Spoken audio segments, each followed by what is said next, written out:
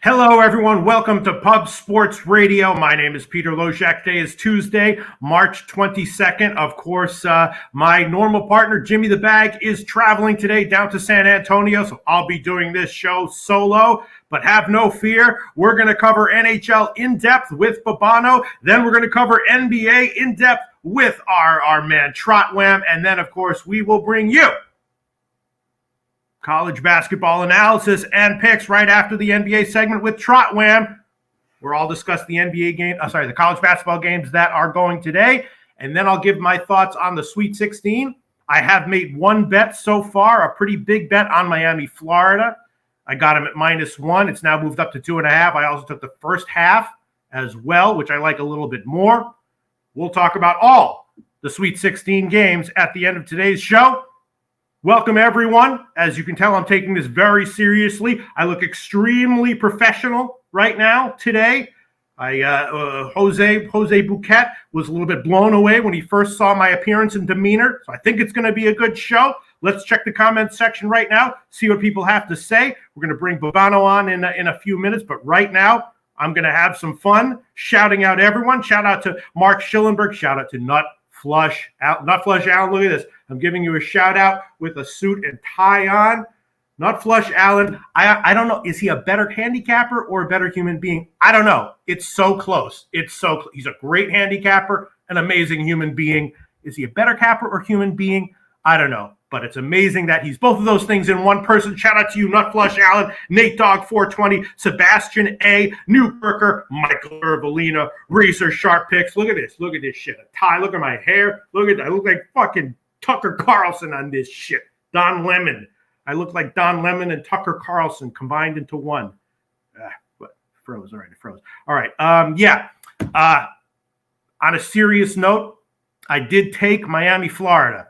You know, the college basketball picks that I've started off shows with Jimmy the Bag recently have done pretty well. Cleveland State against Xavier. I don't even remember what they were, but, Miami, Florida, I bet it. I like the first half a little bit more. Iowa State is a scrappy team, but I bet Miami, Florida. I also did take a shot with the under in today's Virginia St. Bonaventure game. A little bit surprised the total was as high as it was when it opened up. We'll talk about that a little bit later, but I did take a shot with that, and I also took a shot with St. Bonaventure plus 3.5 on the NHL card. I did bet a bunch of games on the overnight lines. We'll see what Boano and the comment section has to say about my opinions and the overnight bets that I made, but there are a few games that I think I'm liking a lot. We'll see what you guys have to say. Shout out to Dan Kelly. Yes, Dan Kelly. No, I'm audition reel. No, I'm not auditioning for shit. I'm just trying to have a good time here with the low baggers in the comments section. Very professional. I'm going to take a bunch of pauses in between some of the things that I say because that's very professional. I told Jimmy the Bag about that. I try to educate Jose Bouquet about that as well. If you take a little pause in between what you say, makes you sound very authoritative and professional. I think I do that very well. Dennis Garcia, shout out to you. Michael Ervolina, Danny Lopez, Buffo on the beat. Shout out to you. Nut Flush Allen, Dan Kelly, Billy Friedrich. I'd like to give you a suit and tie shout out for hooking me up with so many better lines than the lines we quote sometimes in the show. Billy Friedrich, of course, does line shopping on the fly for us when we make official plays and often gets a few cents better lines for me. So shout out to Billy Friedrich, Sam Culver, Real Deal Prime, Viper B47, Fat Wally, shout out to you. Mark Schillenberg, Nuke Worker. All right. Looks like, let's see. What do we got here? Yeah, can't have any dead air. I got all my tabs open here. The NHL, yeah. I'll be very interested to hear what Babano has to say. A bunch of NHL plays that I am liking. Last week, I gave out 2 birthday picks. They went 1-1. Both of them were very close to the spread. I gave out the first half under in the NCAA game, which cashed by a couple of points. And then what can I say? I love Cleveland State last week. Instead of giving them as a spread pick or a first half pick, I gave the fucking team total over, which was a little bit of a pussy move. It's a lifelong goal of mine to reduce the pussy factor in my decision making as much as possible. I've made a lot of progress over the years, but I'm far from perfect. And last week was a perfect example of that. I should have just given out Cleveland State against Xavier plus the points, but instead I gave the team total over, which lost. But happy birthday to everyone from last week. Anyway, Xavier continues to win now. They had a coaching change, and they're an interesting team in the NIT, and we'll talk about that game as well against Vanderbilt in the college basketball segment of this show. Let's see. Nasty Nate. Hello, Peter. Nice to see you. I was going to say hello. Nice to see you. By the way, just one thing. Our guest is ready for you whenever you're ready. And Bobano's here? Yes, Bobano is ready there. He looks fantastic back he does, huh? Yeah, I'm going to see him in a couple of days, actually. I'm excited to see that. And you look fantastic as always. I'm doing my best. I'm not trying to be the perfect Peter Loshak. I'm just trying to be the best Peter Loshak that I can be. And this is a full effort. Look at this shit.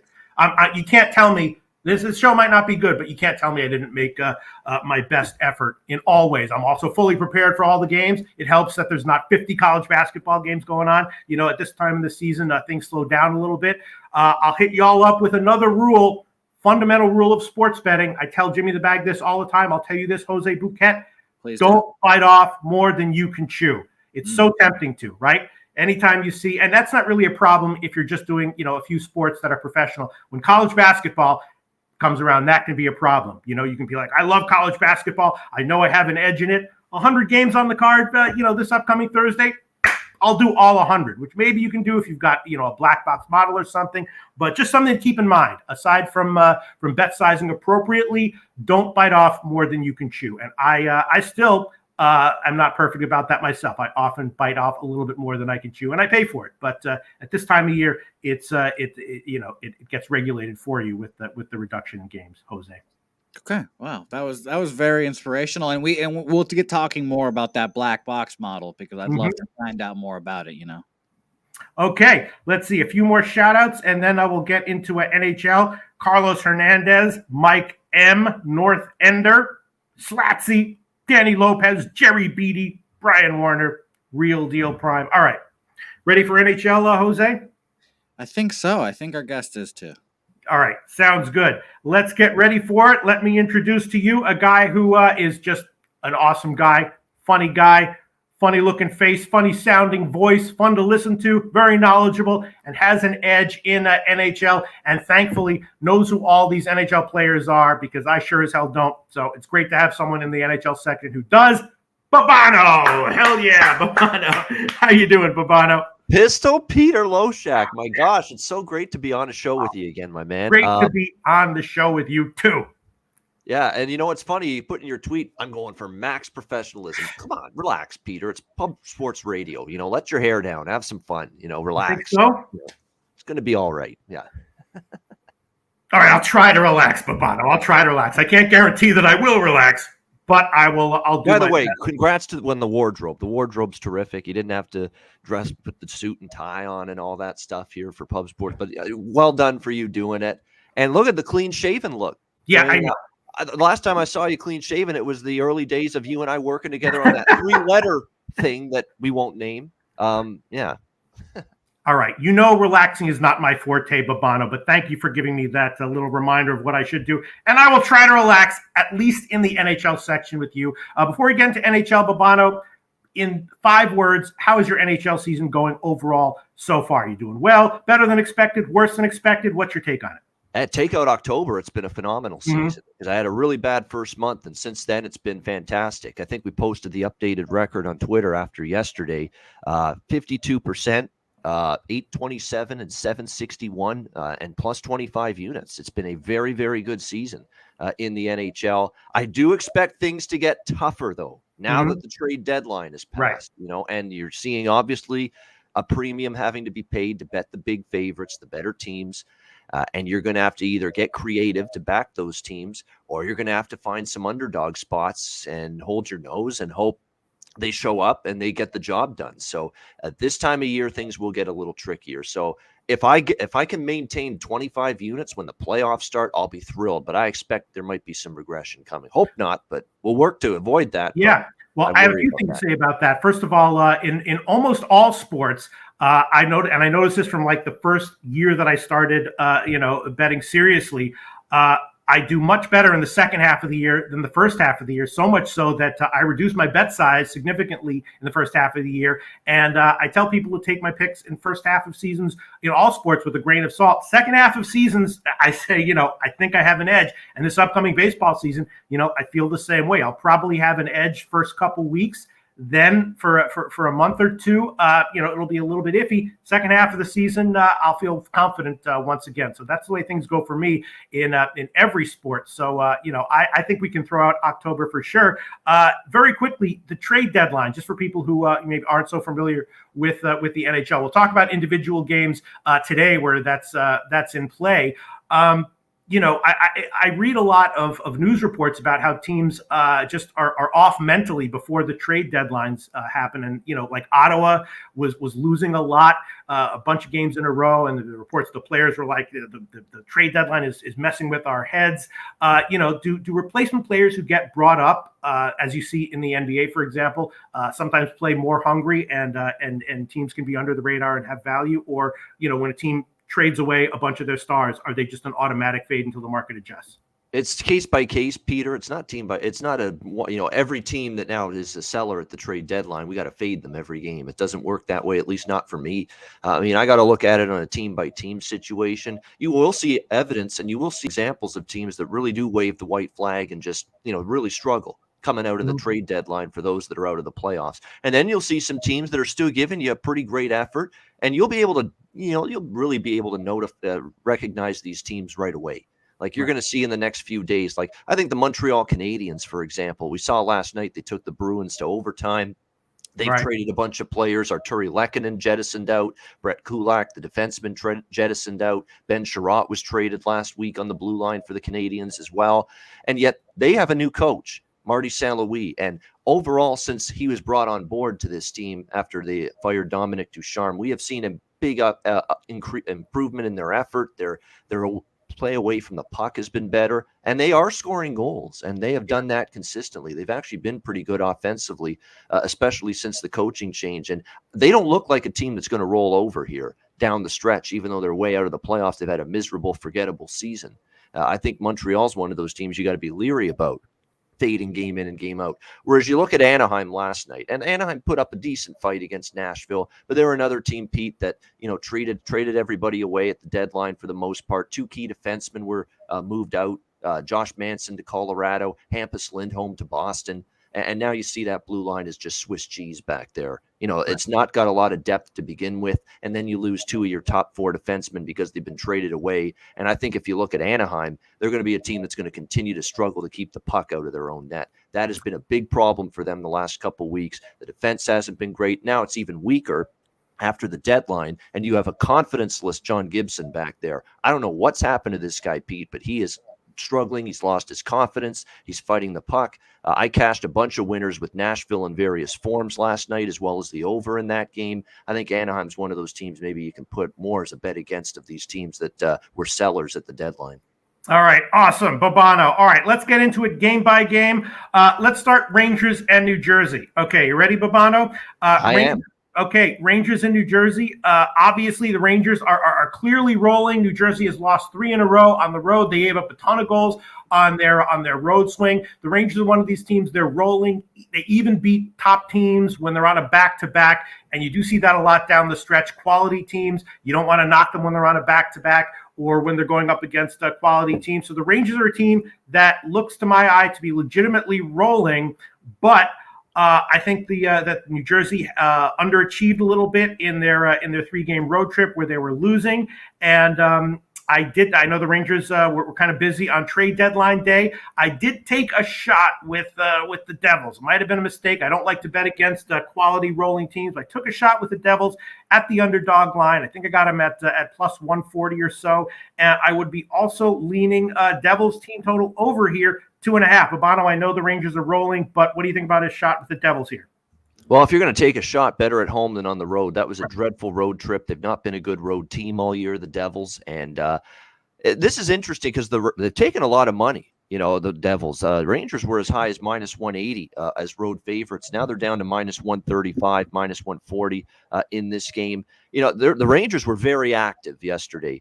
at the trade deadline. There's no question about that. And, we're going to have to see, are these guys going to be available to the Rangers and ready to make their debuts? Talking about, of course, Andrew Kopp, who they got from the Winnipeg Jets, which I thought was a great addition because depth forwards and depth scoring has been kind of lacking at times. There's not at times, really has been lacking, especially lately for the Rangers. It's been so much the Mika Zibanejad, Artemi Panarin, and Chris Kreider show on a nightly basis. They really have not gotten consistent production from other players outside of that group. And we'll see it, but Kopp is going to help from the Jets. They bring in Tyler Mott from the Vancouver Canucks at the trade deadline. These are guys that are good two-way forwards. These are guys that are good away from the puck. They can play in different situations. They're good for checking, and they can contribute some offense for you. So I think these are really nice moves that the New York Rangers made. Good job by Chris Drury, the general manager. I thought he had a nice day yesterday, bringing in some much-needed forward depth for this team.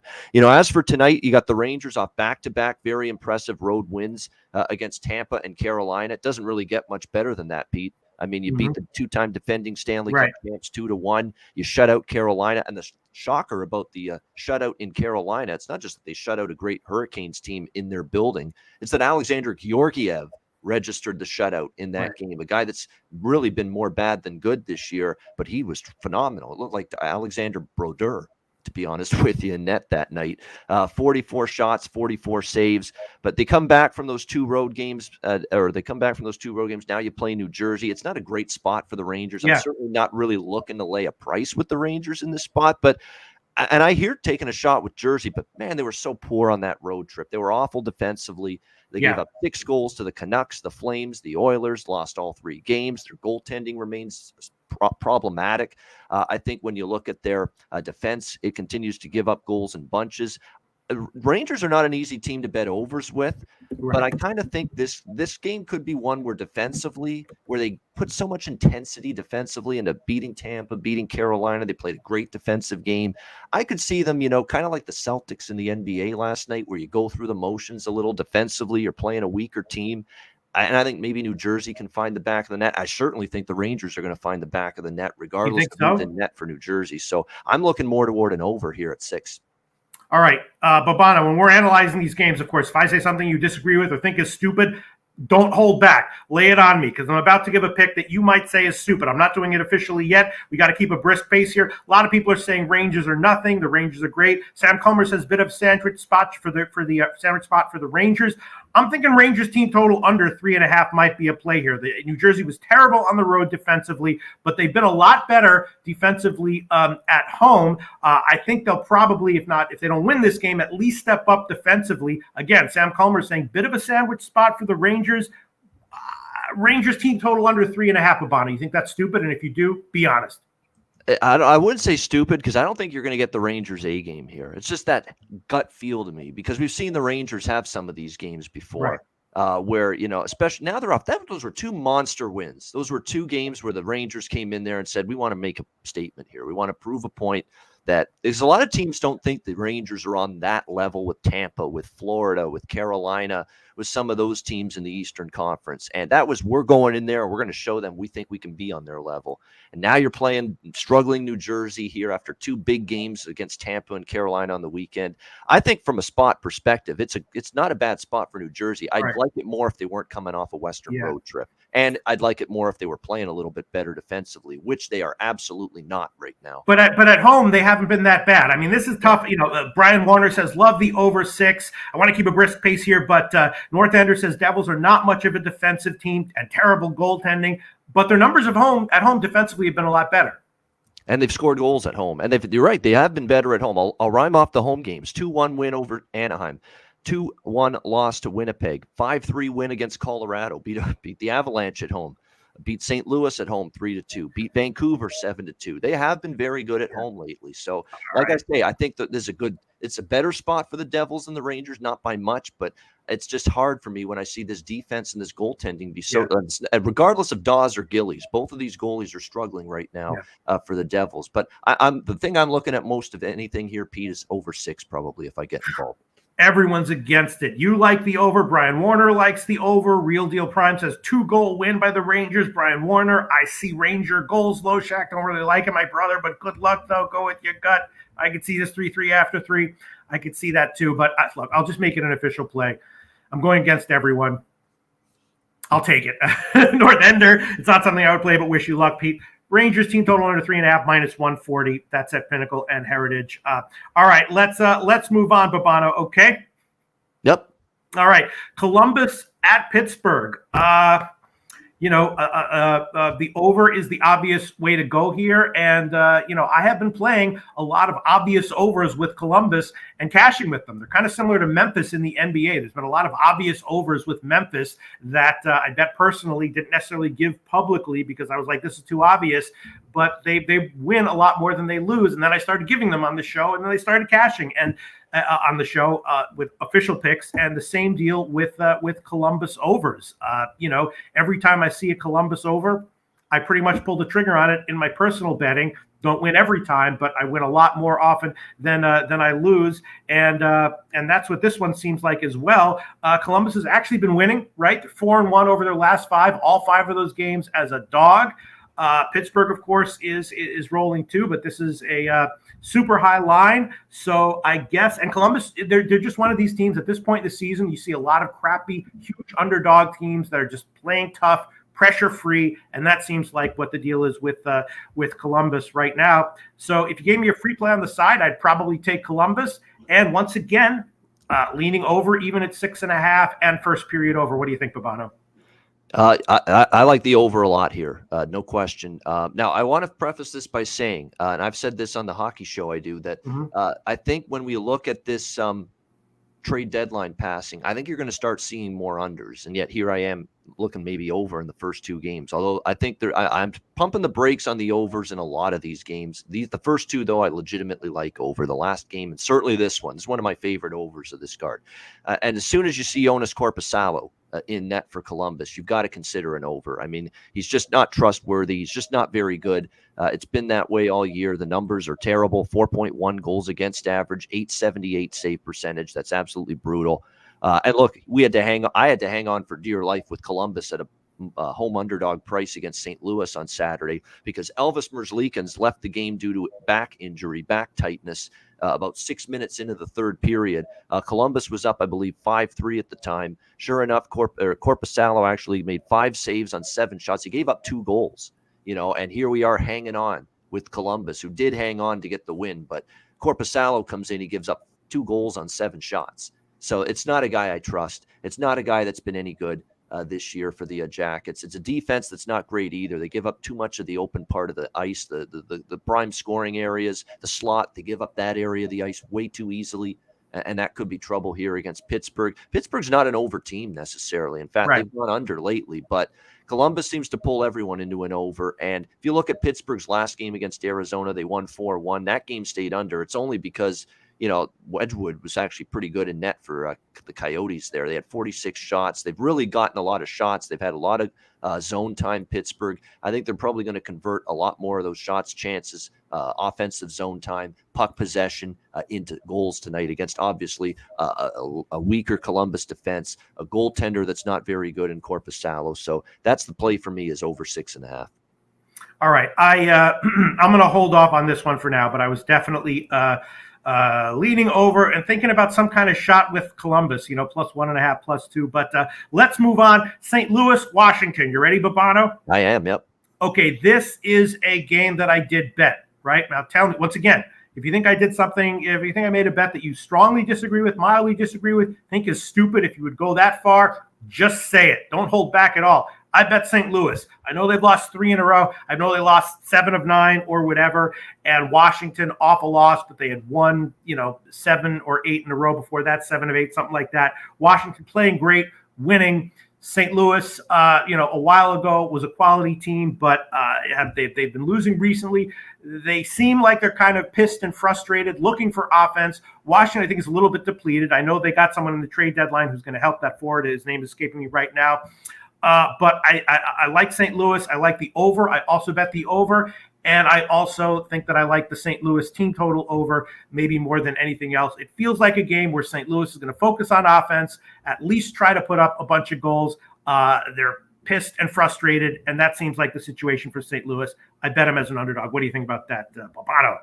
Yeah, I don't hate it actually, because Washington is one of those teams that streaky is the best word to put it. And they had a losing streak, then they won 7 of the last 8, and then they had a loss to Dallas 3-2 over the weekend. I think for St. Louis, it's very important they respond here. I don't hate the look toward the Blues. I just wish they were playing a little bit better. What I like, though, for Washington, though, is they lost 5-1 at home to St. Louis back in January, so it is a little bit of a revenge spot for them. But the Blues have issues right now. And Ville Husso didn't have a great game against Columbus in that 5-4 loss. Didn't play one of his better games. Does that open the door to see maybe Jordan Binnington in net? It might, because guess what? We do not have confirmation yet who's in net for the Blues here. It's Vitek Vanacek once again in net for Washington, which isn't a surprise. He's certainly been better than Ilya Samsonov lately. But Husso finally struggling, having one of his worst games in a while against Columbus and losing, might open the door to Binnington being back for the Blues. By the way, we got some injuries both sides. There's still multiple cluster injuries at center. Robert Thomas and Tyler Bozak both out. And I was talking to a guy that played pro hockey even in the NHL for a bit, Brett McLean, on my other show last week. And you know what he said? Center ice injuries matter. All right. You have 2 center ice people that are out of the lineup, and it matters. Face off, you rely on your centers to win key face-offs for you. They take a lot of the responsibility in delineating where the puck goes when they're on the ice with their line mates. I mean, there's just all defensive responsibility. There's a lot that the center does in an NHL game. And when you're without 2 of your starting 4 centers, that's an issue for the Blues right now. So that would concern me a little bit. They've lost 3 in a row. That's a bother for me at the moment. And you look at on the road, Pete, they've had their issues. They're 14-6. They're a losing team on the road. That's concerning for me. And you do have Washington off a loss, and you would think they're going to want to play better. They Peter Laviolette, wasn't exactly thrilled about neither of these coaches were. Craig Berube, didn't love his team and their defensive play the other night. So they have no Thomas, they have no Bozak. They're a little short-handed at center, and Vladimir Tarasenko as well. It looks like is out for the Blues. But the Capitals aren't without their injuries. Nick Dowd's day-to-day, TJ Oshie's day-to-day. Carl Hagelin's on long-term injury reserve. So a couple of banged-up teams here in this one. I don't know. I understand looking at the over, because Washington had been going over until the Dallas game, and St. Louis certainly had a high-scoring game with Columbus. I just get that weird sense that maybe they tighten it up tonight. I'm probably going to stay off the game, but I'd lean a little bit here toward the Blues. So you don't see St. Louis as just being in a salty way and a salty spot just for this one game. It's also Washington's 4th game in 6 days, and Washington's obviously a far superior team at the moment, but you think that there's too many injuries for St. Louis to back them at this line? Too many injuries, not playing well enough. I don't like seeing what their game is eroded into, and all of a sudden defensively it's becoming loose again for them. Ville Husso, for the first time in a while, really had a game where you can point the finger at him and say he didn't play well, and that's a concern. And if you go to Binnington tonight, there's a reason that Husso's been getting all the starts lately, Pete. It's because Binnington's not been great this year. Right. So there's a lot of question marks. Both teams have key players out. It's a tough game, so it's one I'm probably passing. Brian Warner likes Blues money line and first period over Blues money line. But Vanacek has been excellent for Washington in general, hasn't he? He has been. He's been very good. The Dallas game, you can't really fault him too much. They were horrible in terms of missed coverage, missed assignments defensively against Dallas. It was one of those sleepy games for Washington. It was a Sunday afternoon game. They had just beaten Carolina. It was a huge game, huge win. They beat down Columbus before that. They beat the Islanders. They beat Vancouver. They were on a nice little run, and guess what? They fell asleep, and they didn't play well against Dallas on Sunday. And Dallas, by the way, for some reason, they've played very well historically in Washington. Can't explain why, but Dallas always seems to play well there. We'll see if they snap out of it tonight, but not at minus 140. That's why, for me, it'd be dog or pass situation. Yeah, so you're just well, we're going to move on. I just want to take at least St. Louis team total over. They've been even with all the injuries, they've been putting up goals over the past 5 games, right? They've scored 4 against Columbus, 2 against Pittsburgh. Although they didn't get it, they were dominated by Pittsburgh. They were fortunate that game got to a shootout. They scored 3 against Winnipeg, 7 against Nashville, 6 against the Rangers. They got held down by Ottawa. Off a loss, I expect them probably to do a better job finding the back of the net, though, in this one. Their team total's reasonable. Like you said, it's 2.5 minus 145. I absolutely don't hate that look. That's for sure. You don't hate the look. All right, I will once again. Might be a mistake, but I'm seeing 137 at Pinnacle. I'll take it. St. Louis team total over 2.5 minus 137. As an old friend of yours once said, "Pull that trigger." Come on. Yeah, it's yeah, but then then if it loses, you're like, why the hell did I pull? Why the hell did I pull that trigger? Yeah. Yeah, but I definitely, in looking back over my betting career, there have been way more public plays where I didn't pull the trigger that I regretted than plays that I did pull the trigger and regretted that I pulled it. So I'm going to pull the trigger on that one. Shout out to Mike Brenner, wherever you may be right now. Over 2.5 minus 137. I'll take it. All right, let's move on. Babano, Tampa Bay, Carolina. You ready? A very interesting game here. Tampa Bay and Carolina. You know, I haven't been doing that bad in NHL. Overall, I've been doing okay, but I will admit to one thing that I did that was wrong over the past, week or few days or so. I've been timing a bounce back off the loss from Carolina and lost 2 times with it. They've now lost 4 in a row. So they're obviously a quality team. When's the win going to come? Maybe it's here against Tampa Bay, who's obviously an elite team, also off a tough loss to the Rangers. But Tampa Bay, they've been just 50-50 recently, so they can be beat. You're getting Carolina at a very short line here. When these two teams match up, your first thought is usually under and maybe first period under. So maybe first period under is worth a play. Carolina trying to get a win, trying not to fall behind early. So I was thinking about first period under. Maybe this is a spot to take Carolina. Carolina has had some real problems scoring over their past 10 games or so. Babana, what would you say to a play on Carolina? What would you say to a play on first period under? And what's your take on Carolina's losing ways recently in general? That's a great game, no question. 2 of the best teams in the NHL, although I guess you could say they're not exactly playing like it at the moment. What I will say about your Carolina first period under look, Peter, is I have no argument with it whatsoever. Carolina, number 1 team in the NHL in terms of cashing first period unders. For the entire season, Carolina, in terms of first period unders, how about 37-24 to the under in the first period this year? They have been one of those teams that have started slow. By the way, 8-2 to the under in the first period the last 10 games. So lately they've been trending under the total in the first period as well. So I have no argument with that. This definitely would be under or pass for me in this game. You're looking at it here. Tampa is trending under the total. They've gone under now in 5 straight games. They've had games, their offense isn't exactly lighting it up unless you can consider, 4 goals against the expansion Seattle Kraken, a hell of an offensive performance. Other than that, they lost 4-1 to Calgary. They lost 4-1 to Edmonton. They did beat Vancouver, but only scored 2, 2-1. And then, of course, they had the 2-1 loss to the Rangers on Saturday night. So it's not like Tampa Bay's offense, even though they're fully healthy for the most part, it's not like they're lighting it up right now. There's absolutely no injuries for Tampa. Everyone's healthy. Now, they are going to get Brandon Hagel now from Chicago. That could help. There's no question. And if there's one guy that I think might be worth a look from a goal scorer prop, because I bet a lot of player props in the NHL, Brandon Hagel to score a goal might be something worth a look here in this one. We'll have to wait and see. But Tampa's not scoring. Carolina's not. They played 2-1 earlier this year, and Carolina won in overtime. So I think under first period, under full game is really the way I would go. Now, I don't bet unders very much, if at all, because I have a terrible track record with them. But I still recommend, I would bet an under in this spot. I'll still say that, in certain situations. And I think this is a game where you may look under the total. Yeah, you do worry. I understand the concern in the chat. These are 2 offenses that are more than good enough. And if they could explode at any minute. We know they're better than they've shown recently. But right now you got to go with current form. And head-to-head series history, guys. Look at that playoff series last year. And look at the regular season last year. You go back and look, we've seen 1 over in the last 7-8 meetings between these 2 teams, 7-1 to the under. in the last 8 meetings with Tampa Bay and Carolina. So right now we got 2 teams that aren't scoring. Right now we've got 2 teams that have trended under 7 of the last 8 against each other.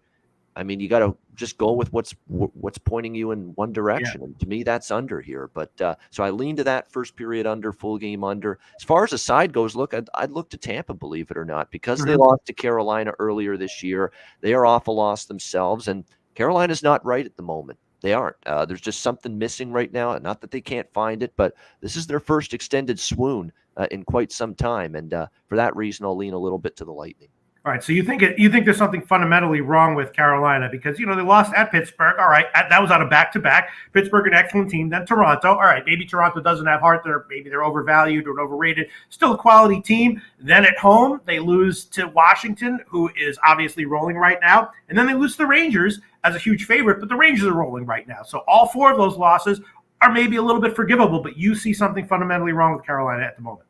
Yes, absolutely. Well, not fundamentally wrong. I mean, they haven't fallen off a cliff. I mean, this is still a terrific hockey team. They're just not – the puck's not going in right now. Right. And you can't even say that defensively they've been terrible, although I will say this about Freddie Anderson. He's not been as good the last few games. The Toronto game they lost, I thought there were a couple of goals that went under his arm. And usually you should stop those if you're a goalie. Pittsburgh game, same thing. A couple of those, I thought Freddie could have had that, I think. And look, he's had a terrific season overall. His numbers are still excellent. But, it's a little bit of that. It's a little bit that the puck's not going in right now. I mean, they brought in Max Domi from Columbus. I don't know if that's going to be a great fit. Domi's a bit of a, problem child, I guess you can say. He hasn't necessarily, harmonized himself with his teammates in the dressing room and places he's been in the past. But they said that about Tony DeAngelo, who was brought in from the Rangers to this Carolina team, and he's fit in seamlessly. He's been a good teammate. He's played well. Maybe they can get that same thing from Max Domi. We'll see. Yeah. A lot of great comments in the comments section. I think I'm gonna hold off on this one. I definitely didn't bet it. North Ender makes a point. He said maybe even sprinkle 0-0 after one at plus 425. But Brian Warner, I feel these 2 teams are about to shoot it out. Their offenses are better than anything that they've been playing. The line has also gotten bet up. The under is Sam Culmer says the under 5.5 is 8-2 head-to-head last 10, but the total has gotten bet up a bit since opening, which is a little bit ominous. We'll see where it closes. I'm going to pass on this one. Brian Warner says under is too much of an obvious decision that I'll take the over easily. There you go. Shout out to Unc Oliver. He says looking like Cheech and Chong, little brother. Shout out to you, Unc Oliver. Okay, let's see. Paulie Walnut, shout out to you. And Cashman 19. Sorry, I'm late taking care of daughter. Had emergency surgery. Just came home. Missed Rangers game. Like the additions for Toronto in lineup tonight. Shout out to you, Cashman 19, and hope everything is good and great with your daughter with her surgery. All right, I'm going to pass on this game. A very interesting one, and I guess we'll just take Carolina game by game going forward. Next game, you ready, Babano? I am. Yep. Philly, Detroit. When I pause like I just did before a game, it's because I made a bet on the overnight line that I'm a little bit nervous about. You can probably guess what I did. I bet Detroit. Philly is obviously a very beatable team, but they beat the Islanders last game. They're a team that does come to play when their head is in the game emotionally, which was the case last game with Giroux being gone.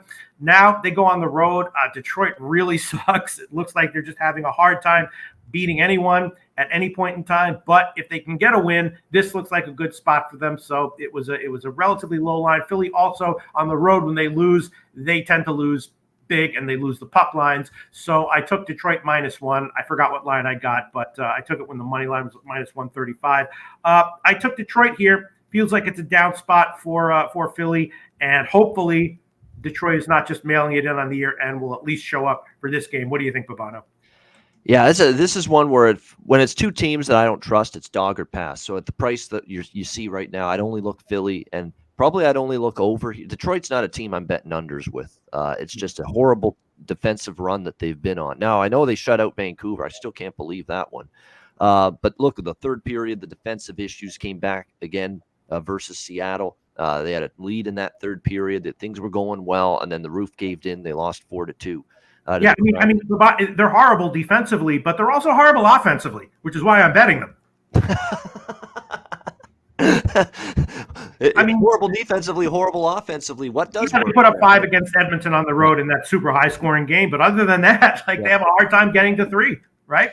They do for the most part, but Philly will give up goals. There's no question about that.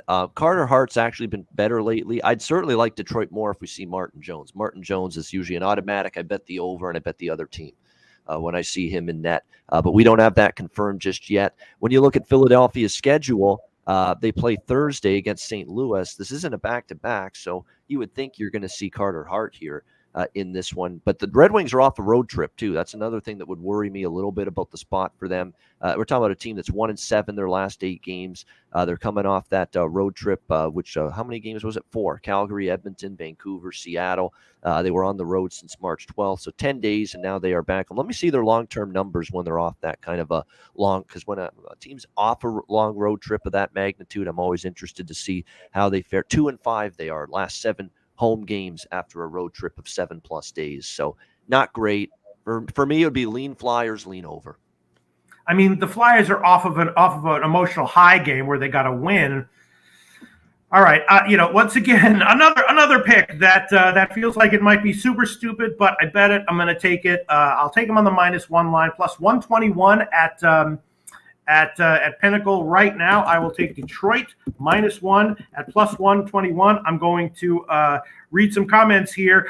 Billy Friedrich found St. Louis team total over 2.5 at -120 for me at Bookmaker. Huge shout out to you, Billy Friedrich. I did catch that comment. Thank you so much. Thank you so much. Thank you so much. So my official play for St. Louis team total over is now -120. Billy Friedrich found that at Bookmaker. Detroit -1 plus 121. I'll make that an official pick.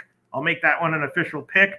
Let me see. Other comments coming in on this game. A lot of comments about other things, but I'm going to try to keep it brisk pace. So I'll get to those later. Hopefully, yeah. So no real comments on this game. No one's really interested. I took Detroit -1 plus 121, and Ian Cameron, Babano. If you had a free play and you had to either bet it on the Philly team total under or the Detroit team total over, free bet, which would you go for?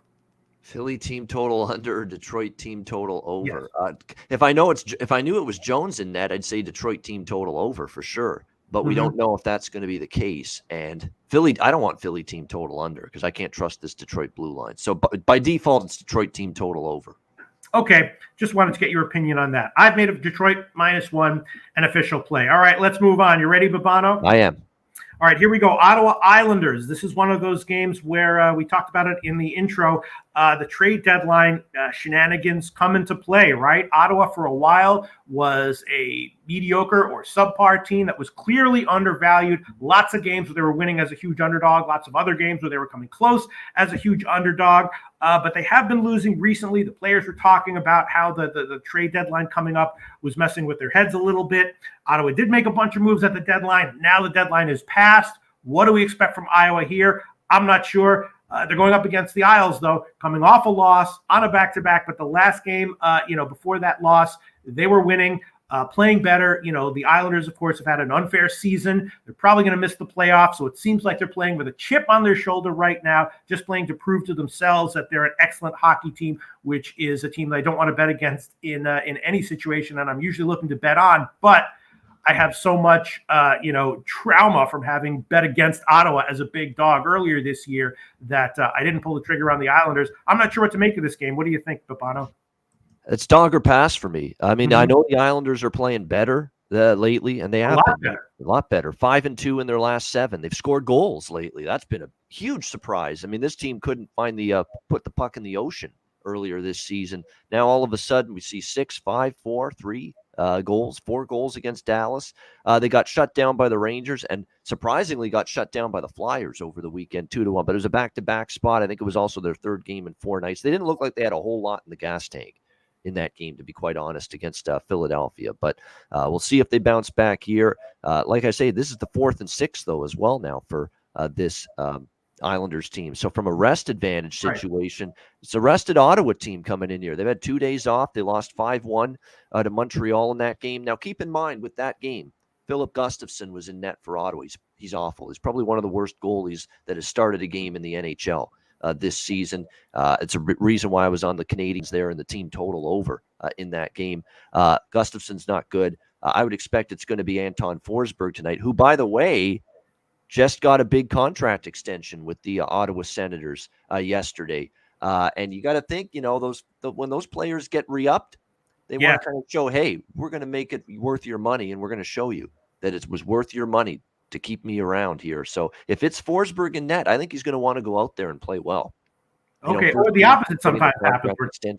The opposite sometimes happens where guys are like, I got the contract, now I'm done, and they tail off a little bit. But yeah, I hear you. It looks like it's going to be Varlamov in net for the Islanders, right?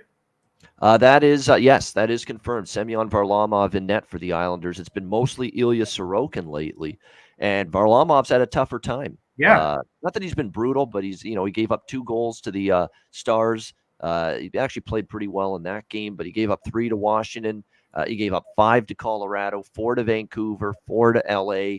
It's been a little bit of a slide for him. His numbers they're okay. They're not great. He's only 5-12. How about the win-loss record? 5-14, actually, if you include the overtime shootout losses.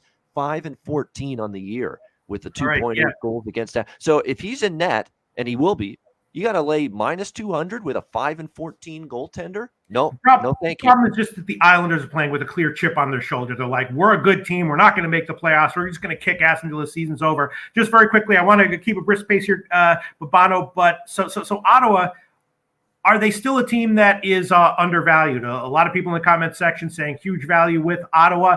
After the trade deadline, are they still the same team that they were before the trade deadline, or are they fundamentally different now? Why is this total so low as well? Yeah, I would only look over here because of the Islanders kind of trending that way. Ottawa, not necessarily. I like I said, I don't know if I'll bet it because maybe you could see the Islanders go in the other direction. They had their little offensive surge for a bit, but maybe that 2-1 loss to Philly was a sign that maybe, it's going to go back the other way and they're going to go back to their offensive struggles, which is obviously what we've seen from the Islanders a lot this year and in years past. But for the Senators, look, they've had a few. They're going to be a little bit thinner in the fourth line. They're going to have Matthew Joseph, Chris Tierney, Adam Gaudette. But, Tkachuk, Norris, White, Formanton, Stützle, Brown. They've still got most of their key cogs up front there. Drake Batherson's been out for a while. Thomas Chabot, we know, is not coming back. But even on the blue line, like they moved some pieces out. But Nick Holden, Zaitsev, Brandstrom, Zub, Mete. They bring in Travis Hamonic, believe it or not, an old veteran defenseman from Vancouver. Kind of surprising. You're bringing in a guy that's going to, count to your salary cap. He's had issues being healthy. He's had issues opting out of playing for various reasons. And you bring him in, that's a little bit of a surprise there. But no, Ottawa's still got a team that, are they going to win a lot of games moving forward? Maybe not. But, one thing for Ottawa all year, Peter, is you watch this team play, they give you a pretty good effort. Every night, and they're in every single game for the most part, unless their goaltending, like it did the other night with Gustafsson, goes completely down the tubes. Other than that, they seem to be in every game. So I think I might actually take a shot here with Ottawa at this price. Diesel loving Ottawa, seeing a huge value with them. And I'll make an official play. Ottawa team total over 2.5 plus 131, current line at Pinnacle. Ottawa team total over 2.5 plus 131, current line at Pinnacle. Hopefully they are still motivated to play well as a huge underdog. All right, let's move on. Ian, Cameron, Babano, Vegas, and Winnipeg. Vegas got shut out at Minnesota last night, clearly struggling, all sorts of injuries, but maybe they're desperate now. I don't know. New guys are coming in. Maybe they'll give them a boost now that the trade deadline is passed. Is Vegas, going to be a team that is now desperate? And that is, they've had so many problems on the road. They've been okay at home, but on the road, just getting blown out. 6 straight road losses, a ton of injuries, I know, which is why they've had a long-term swoon. In this spot, the replacements coming in, maybe they'll be a little bit desperate and hungry. Maybe it's a spot to take Vegas. I don't know. Or is Vegas just an auto fade here and going forward until further notice? What do you think, Babano? For me, they're auto fade on the road till I see something. I ended up jumping on Minnesota in regulation last night because of the fact that, I ended up seeing Vegas already with who they're without. going into the game last night. Mhm. Talking about, of course, Pacioretty and Stone and Riley Smith, who's obviously been huge for them. They're still all out. 3 of your top 6 forwards right there out. Alec Martinez, Braden McNabb, Zach Whitecloud, Nick Hague. That's 4 starting defensemen out for Vegas as well. And then to add on to that, Michael Amadio and a couple other depth forwards ruled out at the last second because they're on COVID protocol before that game against Minnesota last night. So as if it's not bad enough that this team's got who they've got out, they're even more added to the list because of COVID protocol. So, and I don't think they're getting any of these guys back tonight. I mean, I'm still seeing Stone and Pacioretty out. Martinez, McNabb, and Smith. Riley Smith, he's out still. Martinez, McNabb, Whitecloud, Hague, Amadio, Leonard, their number one goalie's out, so they've had to go with Logan Thompson in net, who's done everything he could. He was actually very good last night. I thought he played well. He had no chance on the goals that went in. He played very well. He's played very well lately, but are we going to see him tonight? We'll probably see Laurent Brossoit, former Winnipeg Jet, who's going to be in the net probably for Vegas on the back-to-back. But no, I can't take Vegas till they get people back and until I see them win on the road. They've been awful on the road. And it's not just that they've been bad on the road. They have been bad against bad teams even on the road. This road streak of theirs has been terrible. They lose to even Buffalo, and Philadelphia is beating them. When they go on the road, they lose to Pittsburgh, Columbus. Winnipeg already thrashed them just a week ago, 7-3, here in Winnipeg. It is a revenge spot, but how much does that matter when you don't have your guns? You don't have your artillery. You're shooting blanks right now because of everybody that's out of the lineup for Vegas. How do you trust them? You just spent 45 seconds slamming Vegas. Never, at no point did you say you're taking Winnipeg, though. I am. No, I am. I'm you are? Winnipeg in regulation here. Yep, taking Winnipeg in regulation. They're obviously the rest advantage. It's back-to-back on the road for Vegas. They're just too depleted right now to expect them to go into Winnipeg on a back-to-back on the road where they've lost 6 in a row on the road and expect them to win. I know the Jets are a little bit, inconsistent, a little bit up and down. There's no question. I think they're right now caught in between of whether they're going to be challenging for a playoff spot and whether they're selling at the deadline. I think they were going back and forth on that, but they're still only 4 points out. And believe it or not, they're 4 points, they're 4 points behind Vegas. This is a team they need to catch. And so this is a huge game and a huge opportunity for Winnipeg. So Jets are passed for me, and I'm going to take them in regulation. Okay, sounds great. I will pass. Interesting comments in the comment section, but we got to move on. Keep a brisk pace. Babano, Edmonton, and Dallas. This is a tough one because both teams are hungry. Both teams are in the playoff hunt. Dallas is a pretty decent-sized favorite. Edmonton, of course, on a back-to-back lost in OT at Colorado last night. So at first glance, that looks like a tough spot for them. But they had won 5 in a row before that. And they're a team, again, that is in the playoff hunt. They're hungry, and they've just had a turnaround since the coaching change. So that's why Dallas, Edmonton is not a bigger underdog here. No play for me. Do you have anything on this one? Probably a no play.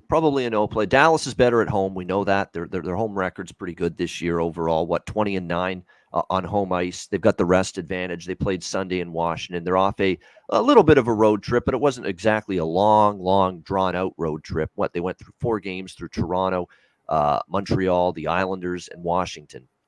It is three games and 4 nights for them, but you can say the same thing about Edmonton. It's 3 games and 4 nights, and they're off.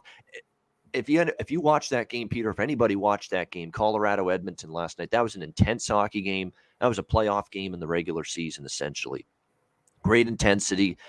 Both teams were throwing the body around. It was a physical game. It was a draining game. A tough one for Edmonton to have to play a back-to-back coming off a game like that, playing, a litmus test kind of game. You're playing the Colorado Avalanche, Stanley Cup contender, a great effort, and they fall short and lose in overtime. So definitely it's a situational edge for Dallas, but I still think Edmonton might end up being the better team here. So that's why it's a conflicting game for me. Probably won't bet it. And by the way, Ottinger might be in net for Dallas. I think he will be because it's not a back-to-back, and they've been riding Jake Ottinger. Yeah. He's the reason they beat Washington. He was phenomenal. He was absolutely outstanding, and they might have a future goalie in Jake Ottinger because he's looked good, this young kid.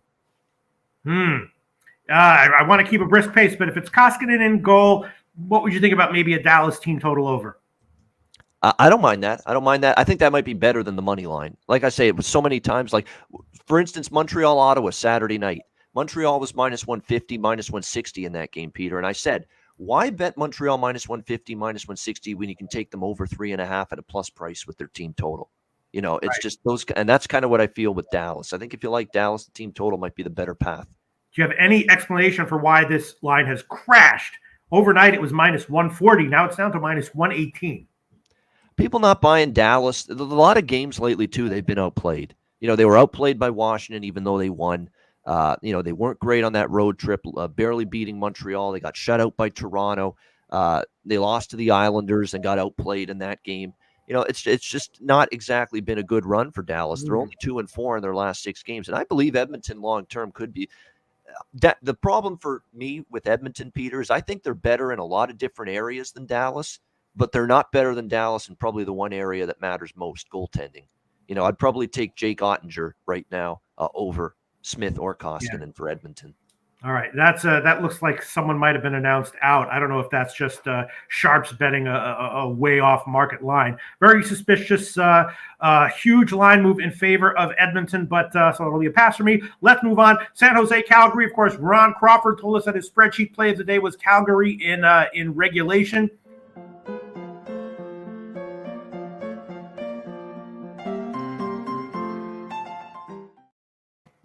Okay, there you go. Spreadsheet play of the day. Calgary in regulation. Again, it's understandable why that would be. Calgary has been so good this year. Their goal differential is elite. And, San Jose coming off of a win, but just losing before that, a very beatable team. My only concern here would be is Calgary maybe going to, overlook a team like San Jose. Will they bring 100% or whatever percent they would need to get a comfortable win here? I'm not sure. On paper, it looks like Calgary is an automatic play, maybe on the puck line or maybe in regulation, even at minus 280 on the money line. What's your take on this one, Bobano? Yeah, I don't bet a lot of puck lines, but I did consider it here because it's actually not too pricey, minus 130 for Calgary, minus 1.5 on the puck line. So I don't mind that. I think I'll bet a little of that. And I definitely like Calgary team total here, over 3.5, minus 145. I think that's really a good play because San Jose, you talk about teams that jettison people out at the deadline. San Jose certainly did that, especially on the back end. They will miss Jacob Middleton. Make no mistake about that. He's one of their better defensive-minded defensemen. He was traded, of course, yesterday to the Minnesota Wild. That's going to be a big absence there for San Jose. And now the back end has got, Burns and Carlson, who are decent, but more better offensively than defensively. Vlasic, it was a good defenseman for years, and he's still decent, but he's lost a step. Milosh, you're going to put Radim Semek or Ryan Merkley. You're going to have some young guys in there now at the back end. That's trouble. They're a little bit banged up front. Jonathan Dahlin's day-to-day. Matt Nieto's out as well. I think, and whoever's in net for the Sharks. Now, they did pick up Kaapo Kähkönen from the Minnesota Wild goaltender in that deal was set with the Wild yesterday, but I don't think he's going to start tonight. I think it's going to be James Reimer once again for the Sharks.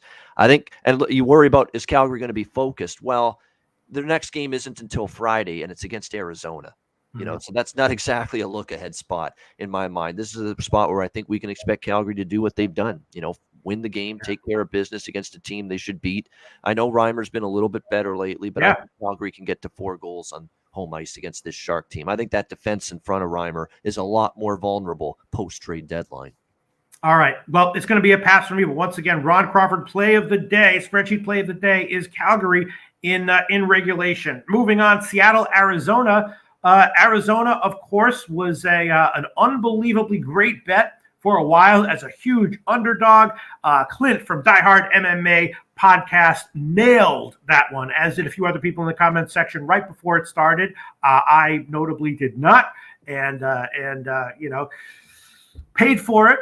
Arizona's now lost 2 in a row, and the question is, are they still good and young and hungry and winning and undervalued? Seattle actually won 2 of their last 3. Of course, before that, they had been losing. And, the Kraken, a lot of dealing at the trade deadline. Now they've got, a bunch of youngsters and bench guys coming in playing more minutes. So maybe they will be one of these teams that's motivated here. This is a tough one, but my first question for you is Arizona still a team that you would expect to be undervalued going forward after the trade deadline, Babano? They're not undervalued tonight. I'm not taking Arizona at an even money price. For me, when I bet Arizona on that road trip and I cashed a couple of big plus prices with them, I need Arizona to be at least plus 150.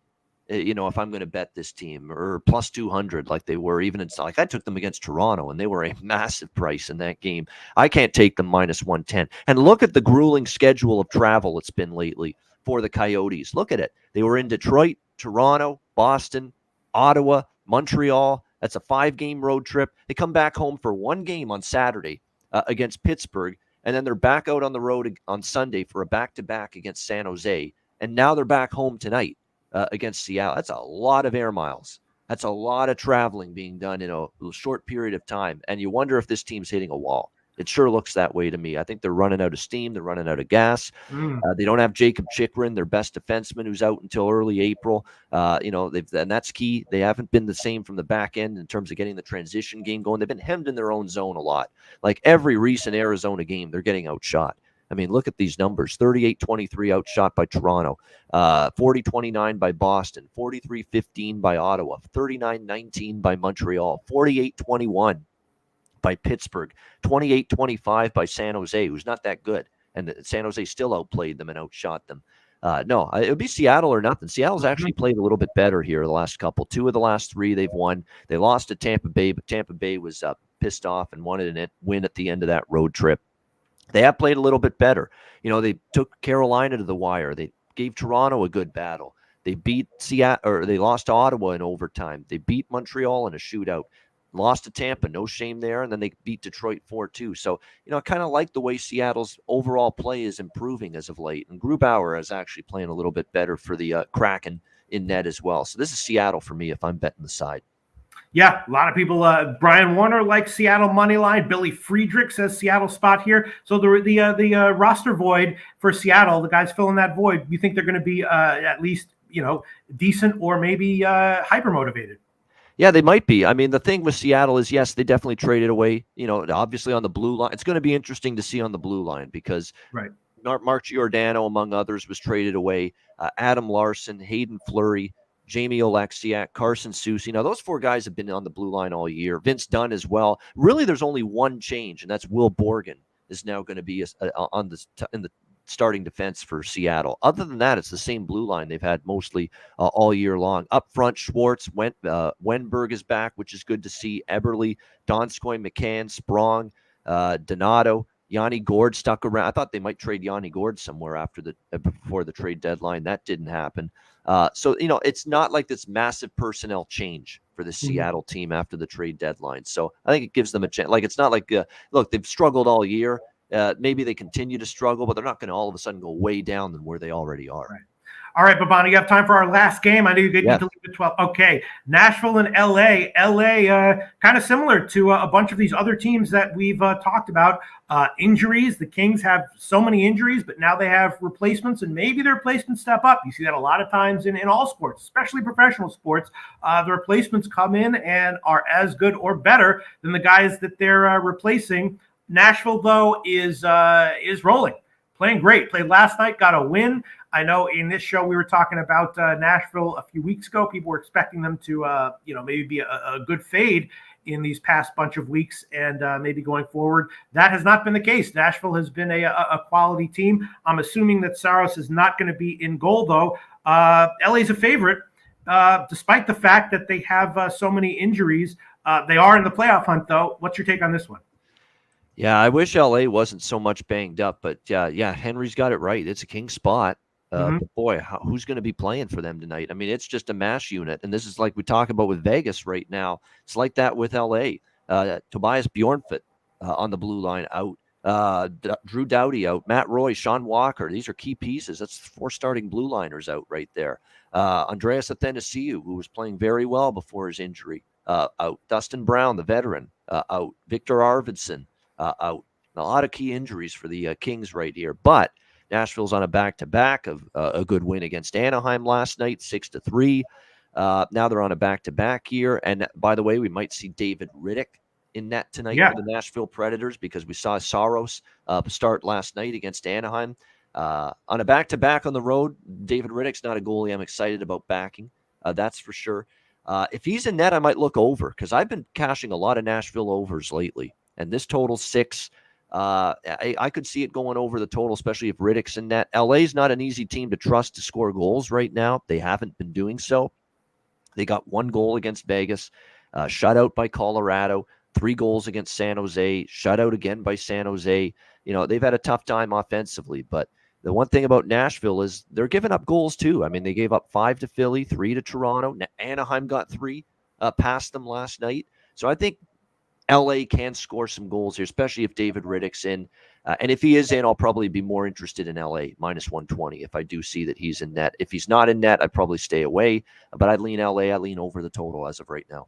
All right, Ian Cameron, Babano, I'm going to pass on this one. Once again, my official plays Rangers, team total under 3.5, minus 140. St. Louis, team total over 2.5, minus 120. Detroit, minus 1, plus 121. And Ottawa, team total over 2.5, plus 131.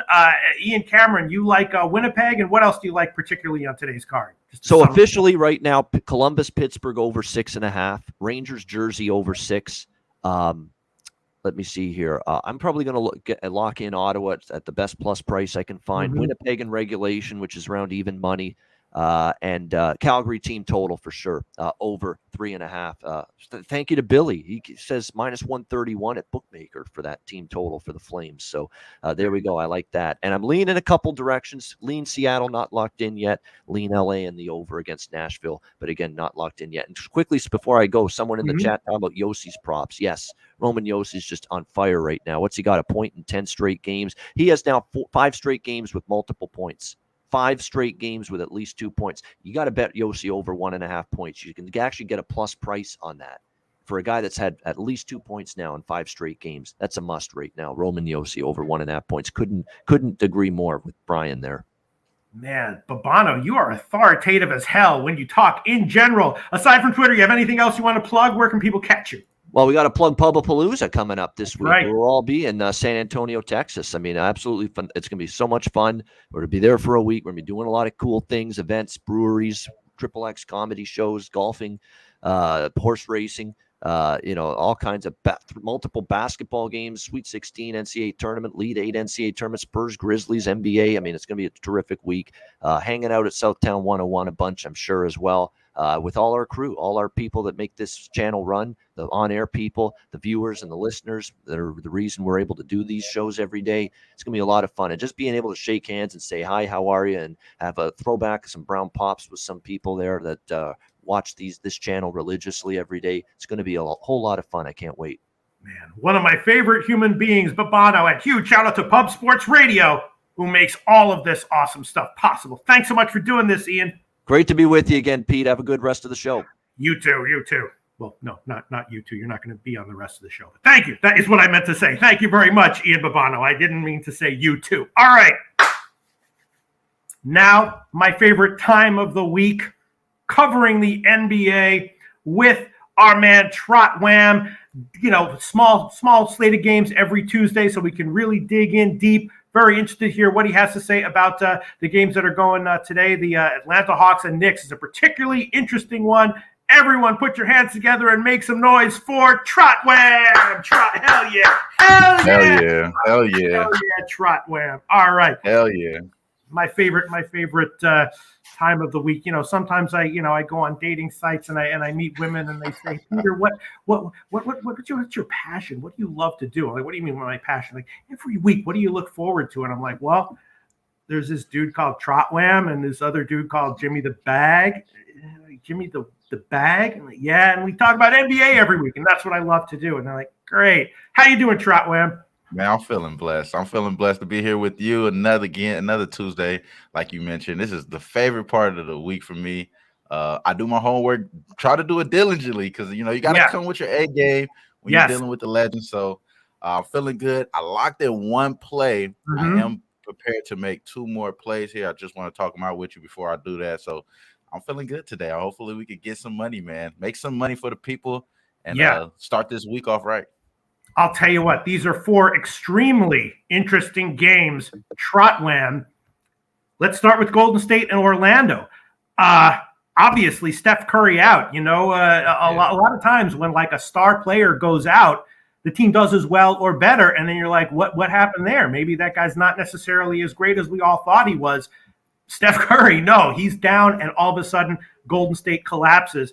They can't cover, they can't score. It's all gone to shit. They have a bunch of other injuries as well. Iguodala, Moody, Gary Payton. Yeah. They're all banged up. And Orlando, 3 straight ATS losses, but before that they had been covering. At some point you got to think Golden State's going to make some adjustments with their lineup and their roster.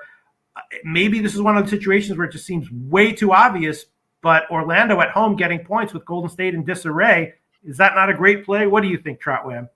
Yeah, I think it is. I am kind of leaning in that direction. And I originally, when I wrote these notes down, I'm thinking taking the Warriors here. This is a good chance for them to get right. This is a team that probably is there. Obviously, teams is going in the opposite direction. One team is trying to fight for playoff seeding in the Warriors, even without Steph in the lineup, having guys being acclimated into the lineup as well. The other team is fighting for the lottery, just trying to keep guys healthy, not trying to risk too much in the Orlando Magic. And they got a coach, maybe already on thin ice, you know what I'm saying? And maybe this is not the fit for the direction for the team. And that's probably, the rumblings that we're going to see. And this is first year, unfortunately. But as far as these two teams, obviously there's 11 games left for the Warriors. So they're probably going to try to take this very serious. They're already slipping in the seeding there, which is third right now in the West, right behind the Phoenix Suns and obviously the Grizzlies that's grinding out there. Magic's right now, like you mentioned, they've been covering earlier on, but really recently, they've been playing really shittly. What I mean? Pretty bad. To the standard extremely of the Orlando.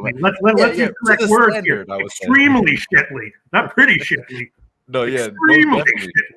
And really, and somebody that's been playing shittly is Andrew Wiggins. So he has to step up. I mean, his last 4 games, he shot 40% from the field, 26 from 3. And in the last meeting, he had a career high in 3-point makes. Very interesting to see how he responds to this game, because if you get a career high last game, I think the team may try to key in on your ass. You ain't going to do this again on us. They most likely probably remember that 8 3-point makes that he had, which is his career high. So I think Jordan Poole continues to play really well. So I would probably lean towards Jordan Poole props if I was to think anything on the Warriors. And I think rightfully so. You look towards maybe some rebound and assist props for Draymond, because he has to get himself acclimated. But I think you said it right on there. This is one of those games that I think a lot of public money will be on the Warriors. And this is one of those trappy ass games that the NBA was hella trappy yesterday. Yeah. And I wouldn't be surprised. We've seen it so many times during March Madness. They don't play around with the NBA either. You know what I mean? It gets real trappy. And I think this is a good spot to probably to take a Magic. And I think you're right. That's the way I was originally going against, because the shitty team, like you mentioned. But yeah, I mean, I think you may be talking that shit, man. I don't know. 2 weeks ago, I in this show on the 8th, I took Orlando as a home dog against Phoenix, and of course they covered, and that was just such a great call by me, such a smart handicapping analysis that I did there. And then the next week they were at home against Brooklyn, and I took them first half and full game as a home underdog. They lost by 40.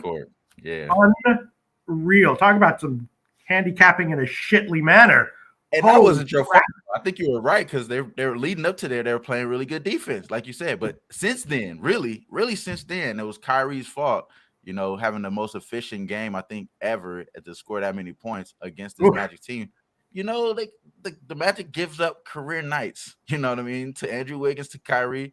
I wouldn't be surprised if they give up a career night to Jordan Poole or somebody that I was just mentioning there. But for the most part, I think you're right. Like, I could see them playing pretty tough. Markelle Fultz is going to play in this game. You got other guys that's going to play. So maybe having Suggs out there is not that bad. They're trying to get, what direction they're going to go for this team for the future. And I think you're seeing these guys playing, players how it is. So I like that look there. That's a lean that I had here. But I think Jordan Poole was the stronger play for me. I think if I think of anything that goes at the end of this game and I'll be mad at myself, I'll be more mad that I didn't bet Jordan Poole. And it's just screaming at me right now. Yeah, all right. And Mark Schillenberg lets us know that Gary Payton is in tonight. He was on the injured list before, but he will be playing. So, all right, I'm gonna pass. Anything official from you as of right now, Trotwam?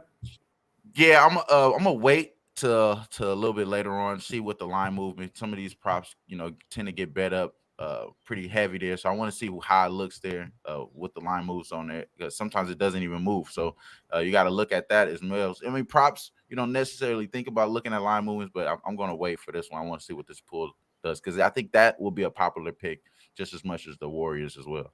Yeah, Billy Friedrich says he likes Magic first quarter. Brian Warner liking Magic plus 7.5 and sprinkle on the money line. All right. I guess we can move on. You want to, Trotwam? Yeah, we can move on from this one. I really want to lock in with that or Orlando Magic with you too, but again, I'm gonna wait. I'm gonna wait for this one. Just to be safe, just to be on the safe side. All right, we can talk about it just for a few more seconds. I mean, they got blown out by Brooklyn. I mean, that, I was telling myself, and on the show, I was like, bet on the Nets on the road every game, and I was doing that. And even there was that one game I forgot where they were a small favorite, and everyone was like, it's so obvious to take the Nets as a small favorite. I didn't give it on the show, but I bet it personally. Of course, they won by a mile, so that one is forgivable. But then the next game against Detroit, that was like the true Shitley performance by Orlando right there. The Brooklyn one, right. They got a little bit of a pass, but then Detroit, what happened there, man?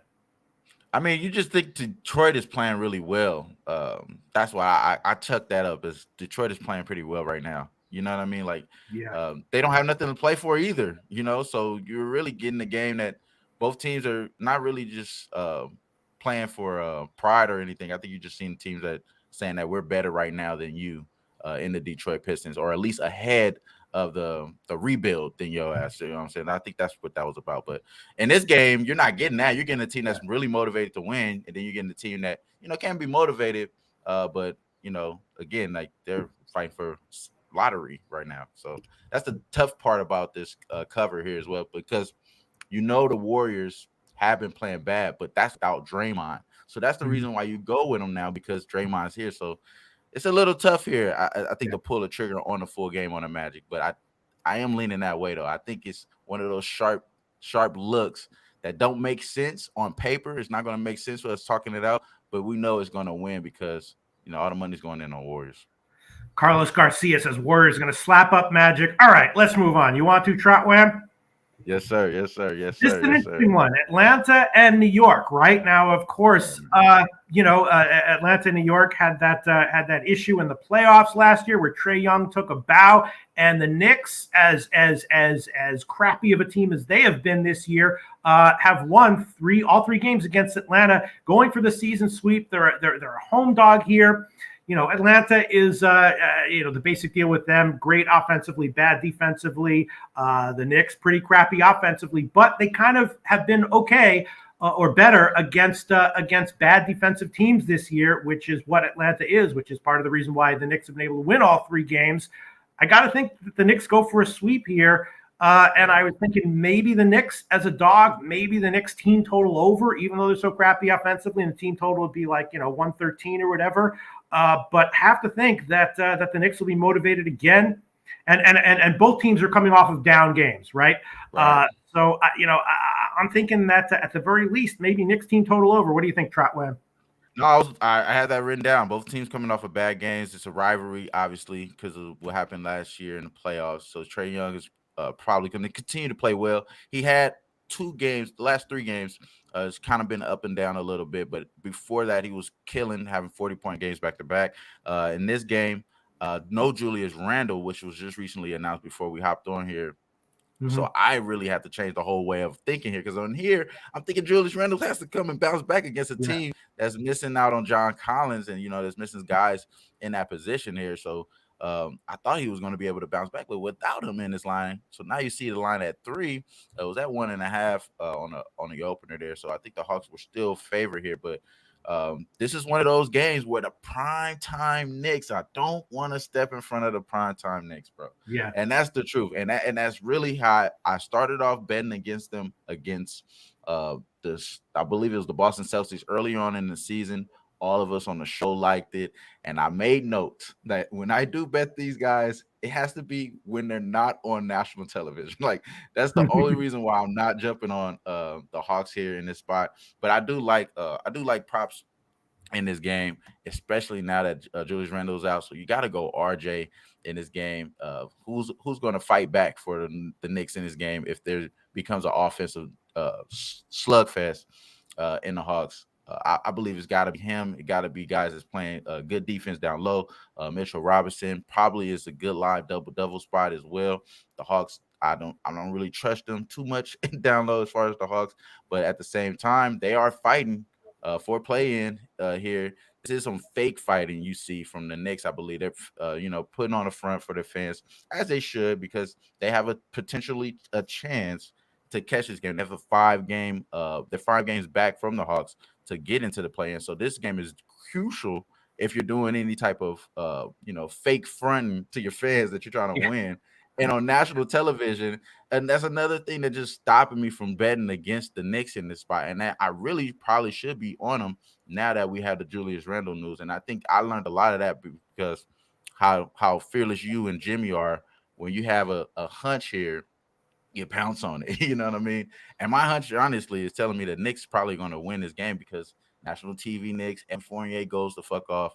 RJ Barrett probably is going to be the more, not even say the sharper play, because I think Evan Fournier continues to do what he does, but I think RJ Barrett may be the safer play, you know what I mean, in this game, and that's the way I'm really strongly leaning here. It's just taking RJ Barrett to have at least 25 points in this game, which is laddered up at plus money. So I think he balls out in this game. But for the most part, the Hawks, I wouldn't stop them either. You know, the Trae Young, I wouldn't stop him either. So it's tough. It's a tough situation. What would you think about this total though? Because this is a higher total for this to be that type of atmosphere. We know what type of atmosphere it's going to be, especially you getting guys out. I'm thinking under here, even though, again, like I said, like they could blow the doors off and just go. Yeah, I mean, before I capped the game, before the lines were out, I was thinking that maybe I'd be leaning over a Knicks team total over, but then I saw the line at 226, and then I was like, I don't know what I think about that. Now it's up to 227. In the meantime, Trot Wham, the comment section loves Atlanta here. We got Brian Warner says Hawks money line minus 160. Sam Culmer says he got Hawks money line minus 105 this morning. A lot of people loving the Hawks here. And then Ron Crawford, who has a spreadsheet, so there's a different category of play. Ron Crawford has a spreadsheet play of the day, Atlanta minus 150. So even the spreadsheet play of the day is on Atlanta. Everyone liking Atlanta. They're gonna have to. Yeah, and the first 3 games that they played this year were all relatively low scoring. There we go. Billy Friedrich likes Knicks money line plus 120, 132. And I was thinking about maybe the Knicks team total over because maybe they just don't play any defense and the Knicks put up a bunch of points and the Hawks try to win a game and outscore them, and if they get the win, the game still goes way over. I mean, it's hard to take the Knicks team total over with their offense, but at Paulie Walnuts, Knicks are pass. Oh, here it comes. Sam, I'm on Knicks too, plus 132. That's how I'm thinking, man. Knicks cover 7 of the last 9 games. Hawks only cover 1 of those last 9 games. You know what I mean? That's the way I was thinking. It's just like, and then like I was saying, man, like this is a national televised Knicks, bro. We got to look at that different, man. I don't have the numbers, but I've been paying attention. You know what I'm saying? I've been paying attention, and it burned me a few times, and I think that's the real reason why I'm not on the Hawks. I think you clearly can make a case the Hawks are going to win, but I think, and maybe it's just what happened yesterday. Maybe I'm a little biased here, but I seen the fuckery in full effect yesterday, and I really seen it on Sunday. Yeah, Sunday and Saturday as well. So I'm thinking 3 days in a row, NBA been on some bullshit. So I that's probably just me being scared. I'm saying, but I kind of see a strong lean to the under here, just based off of the defense there. But I like the RJ Barrett, and honestly, I didn't see the news change there, so it obviously changed the odds that I did get in on. So it's at 26.5 for the RJ Barrett prop. I think you may as well just take them to get 30 if you're doing that there. But neither here nor there. I'm not going to make that official play because obviously I got in on it before the news. So yeah, see, I didn't see any of the fuckery yesterday. Billy Friedrich likes Hawks team total under 114. North Ender did see the fuckery. He says NBA been on some BS for sure. Well, the Hawks yesterday was perfect example. Not the Hawks, I'm sorry, but the Heat game. Mm-hmm. They play all their guys. You know, they go against the Sixers team that pretty much got guys that's going to be off the team next year. And without James Harden and without Embiid, and they come out and pretty much wire to wire and win the game. So that was one that was kind of like, you know, kind of wait a second. We might see a little bit more of this here. And this game is screaming that shit to me, but just based off of we know the Knicks, man. They're like the Yankees in here. You know, they gotta be winning. You know, they gotta compete. They haven't been winning, so this is a good chance to make their fans happy. So I wouldn't be surprised if they get THC is Riza says Knicks not sweeping the Hawks, and Billy Friedrich, Michael Irvelina says Hawks need this game bad though. If the Hawks need this game bad, they're going to do it with offense. They're not going to try to clamp down on D against the Knicks, right? That's the thing too. Like, like they can probably play a little bit more defense here. I mean, the Hawks not known for defense. The Knicks are known for defense. They're holding down the paint. You know, it's just about the 3-point shot. It's just 3-point shot is going to be stopped in this game, and that's the big key. And the Hawks have been playing statistically a little bit better defense over the past 10 or 15 games than they did over the full season, though. I know that. All right. I'm going to pass for now, but at the end of this segment, I might throw on a play. Trotwam, anything official on this one? Yeah, unfortunately, because I didn't check the RJ information there, so I'm gonna stay away from Pat giving that out as official play just because it moved too much. I'm gonna leave it alone. Sorry about that, guys. Oh yeah, sure, no problem. Teased y'all though. I just teased y'all, read my notes, and then I did looked at the line and like, oh no, I can't get that shit. My fault, yeah. Okay, next game, Chicago and Milwaukee. Chicago, of course, also on a back-to-back, pounded Toronto. Before that, though, they were not covering. They are getting back Patrick Williams, though, which is which is important. You know what I mean? He came back against the Raptors. He's going to be back here. That's a big boost to them. I know that Middleton is out for this one. Giannis is probable, so to me that says he's going to be in. It feels like a big Milwaukee bounce back here, but I don't feel like I have a good read on this game. I want to hear what the comment section has to say and what you have to say, Trotwam. Feels like a bounce back spot for Milwaukee, but getting Williams back for the Bulls is big. I definitely agree with.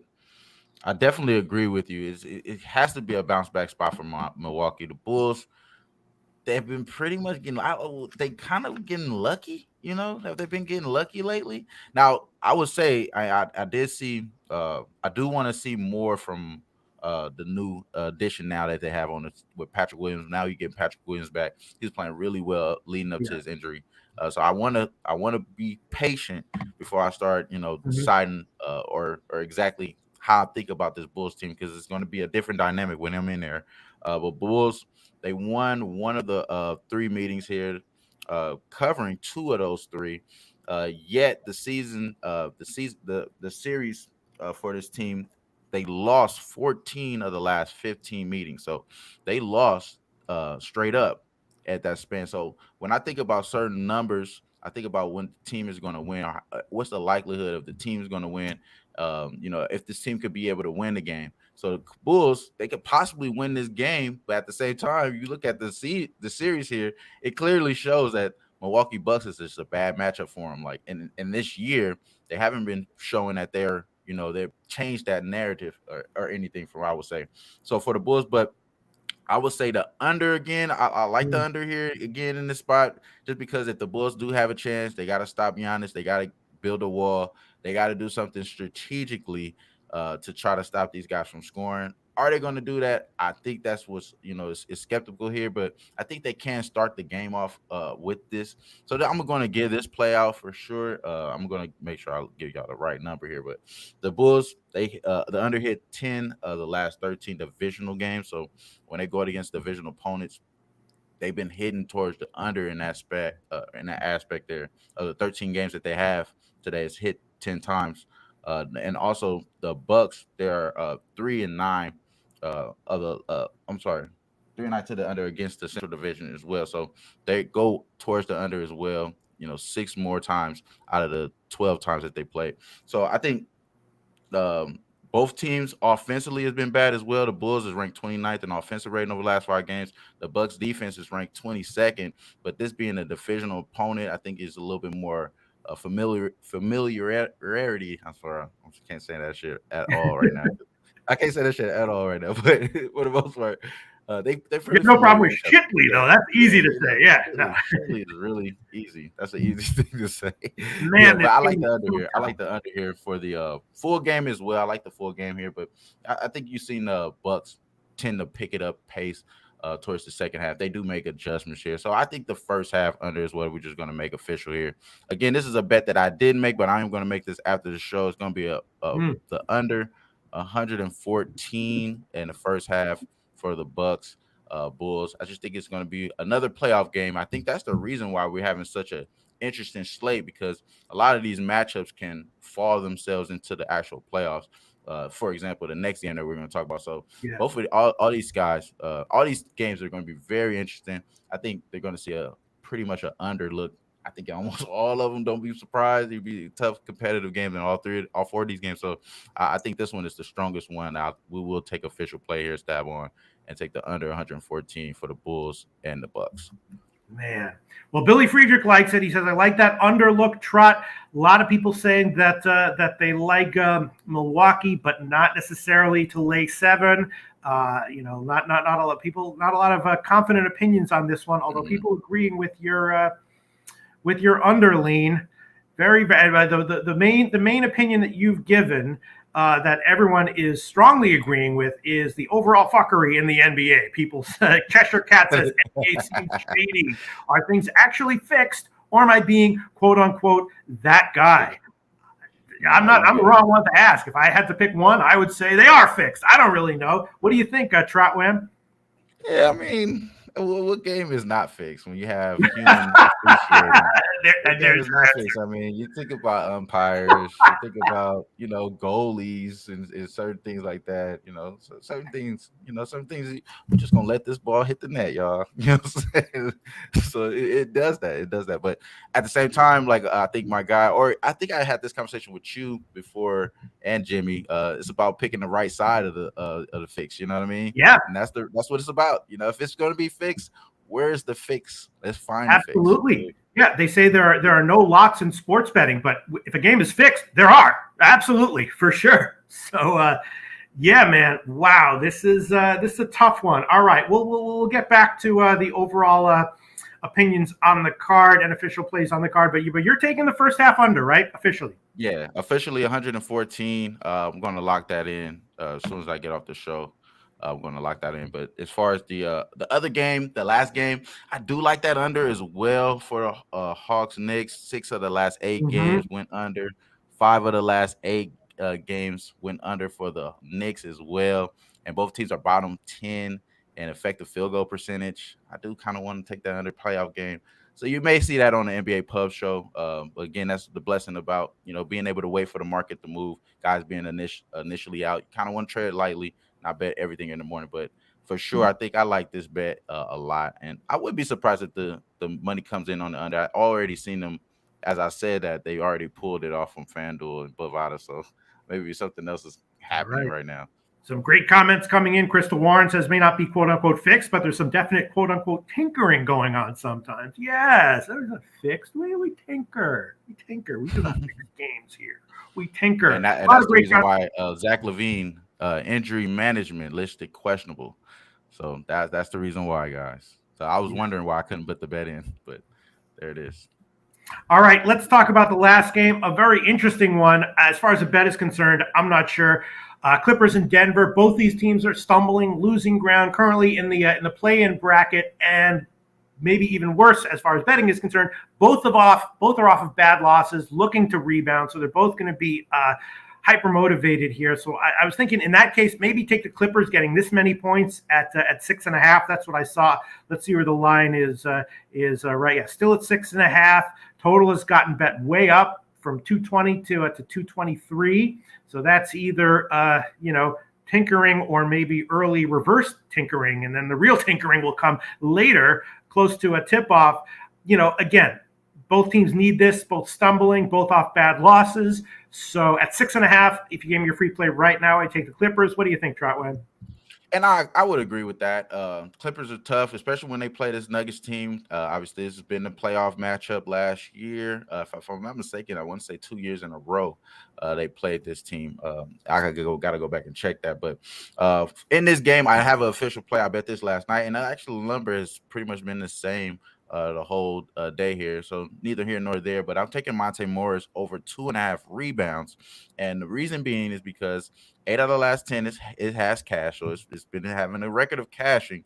And then these guys, they give up the 5th most rebounds from guards over the last 5 games, and for the season, it's actually the 3rd worst. So that's actually what they've been doing. They've been giving up rebounds to guards. I think a lot of that has to do with who they're having on the floor and who they have down there. Now, this is something that they have been talking about for the Clippers for the past 2 weeks as well. So I am going to key in on another guy, I think later on, that even if we don't get the rebounds with Monte Morris, this guy may have had a great game, and that's the reason why I'm going to think of Zubac to have a double-double here at plus 320. That's a lean here so far. I haven't bet this yet, but that's something that you may see me make official on NBA Pub because kind of want to key in on this one a little bit more. But as far as the official play, it's going to be Monte Morris. Again, he's been hitting this rebound total at 2.5, having that being pretty low. All he needs is 3. Needs to be in the right situation, of the offense. Maybe it's just a chuck and duck 3 that you see, and he gets the rebound based off of just his position on the floor. So I think that's going to be the best bet so far for me because it's the only bet that I locked in. Obviously, because of the news with Jack Levine, I can't put in this first half under yet, but I'm taking the Monte Morris 2.5, 3 rebounds. I like his threes as well, but I think the Clippers can't play really good defense, and they have those wing players to do so, even though they don't have their guys back. But their guys are seeming to come back. As much as we called off Damian Lillard, they already called off Zion Williamson for the season. Those guys are not returning. They haven't called off Kawhi Leonard and Paul George. So I think that motivates this younger team and Amir Coffey, knowing that, you don't have to keep trying to play the offense here. Even Reggie Jackson, who's been killing, had 28 points last game. So I think you're right. I think the Clippers, maybe we get a haircut, a little touch up before San Antonio. Go to get the Clippers, like our guy Jay Money would say. But I think the official play for sure for me is going to be Monte Morris over 2.5 rebounds. I like that look a lot. Again, these guys been known to give up rebounds. They've talked about it. Zubac has talked about it as well. And then also, I didn't mention the reason why I'm keying in on Zubac is because he's going up against another European player that he knows from playing against overseas and things like that. Those guys play well against each other. Last game he had almost 34 points and a double against this team. So they play well against those brothers. They would, and it seemed like they kind of give a little bit. Like it seemed like Jokic kind of little brother him sometimes and allows him to do certain shit. So I wouldn't be surprised if he has another monster game. And that's the reason why I was thinking it's kind of not even a hedge because both of those can cash. But I think I could go the other way and get plus money with Zubac just based off of what I just told you guys. Okay. Sounds good, Trotwam. For this game, you know what I'm thinking? How much better is Denver than the Clippers? Way better?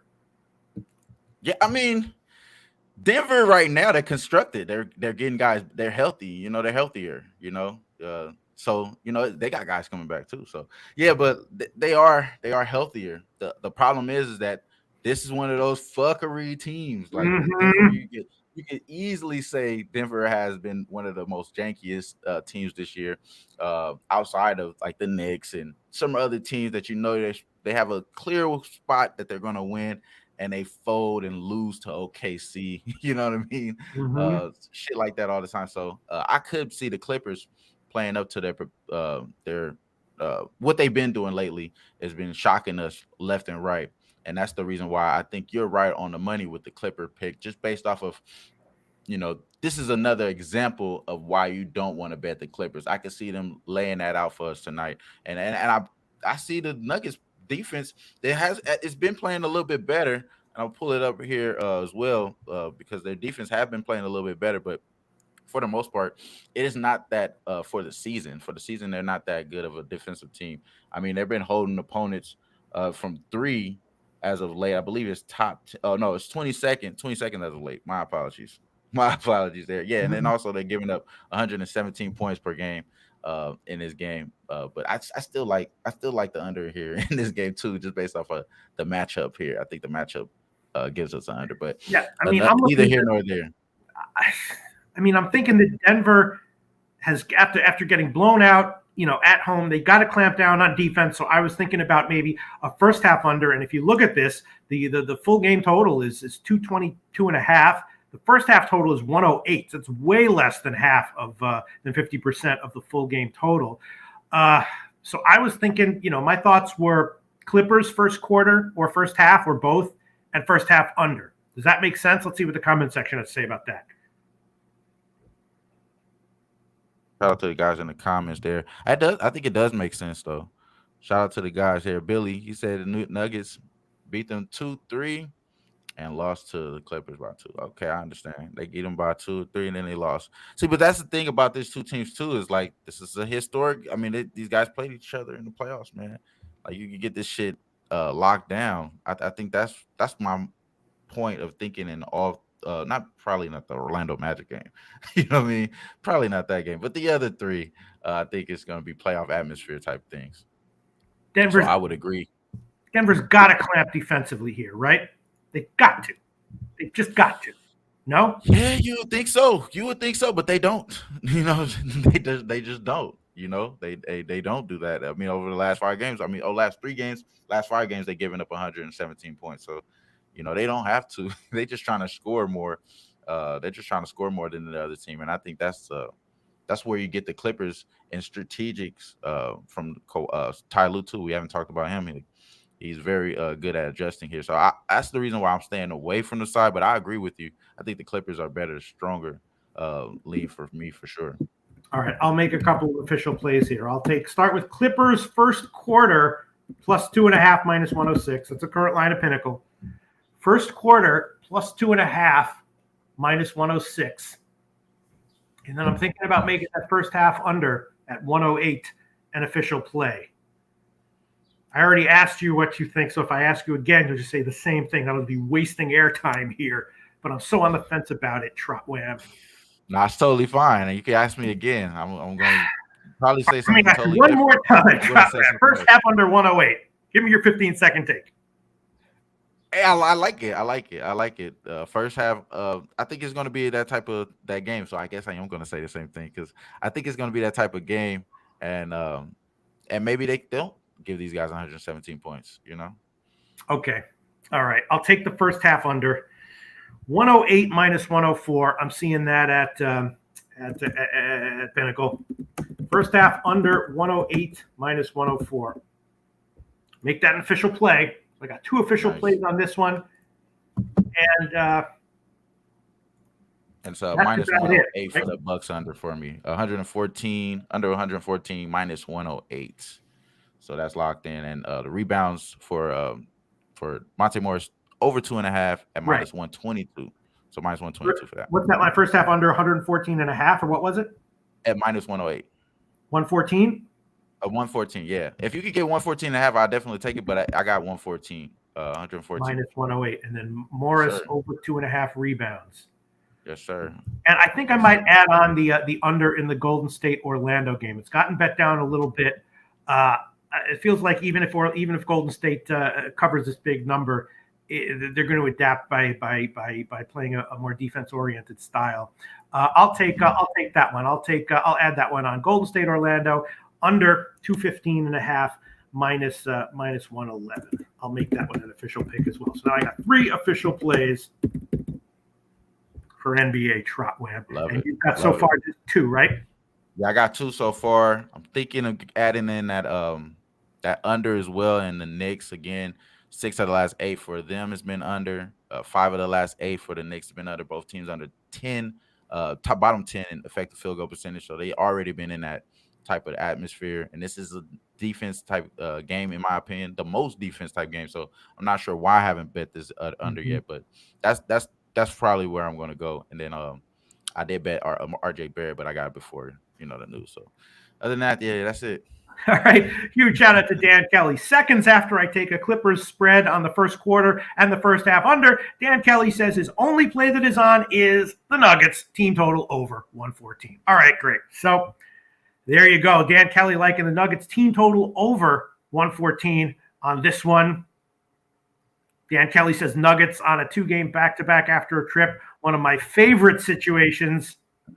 There you go. Dan Kelly liking the Nuggets team total over 114, and that would be my top recommended play, even though I'm not on it. That would be my top recommended play for anyone who came to me asking me for advice. Shout out to you, Dan Kelly. Shout out to Dan Kelly, man. Love you, brother. Hope you very hydrated right now, feeling good, enjoying yourself, sir. All right. I guess that does it for NBA. What a card. There were a lot of comments I wanted to get to and address, but I didn't get to them. Some funny shit. People talking about MLB, people giving shout outs to us, people talking about my hair, people talking about everything. Right now, I would like to shout you out, Trotwam, and shout out Jimmy the Bag. He is on the plane right now, but I'll tell you what, man, he's a super great guy and a great host. It is not easy to be a host. You know that, Trotwam, right? People who are good hosts make it look easy.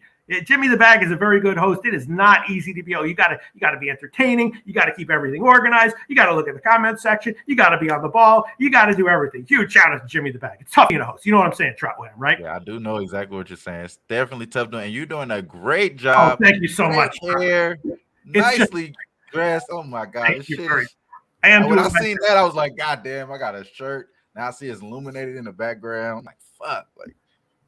Well, it's all love. I love doing this show with you, man. I appreciate everybody in the chat. North Ender, Dan Kelly, Paulie, Billy. You already know. Appreciate y'all.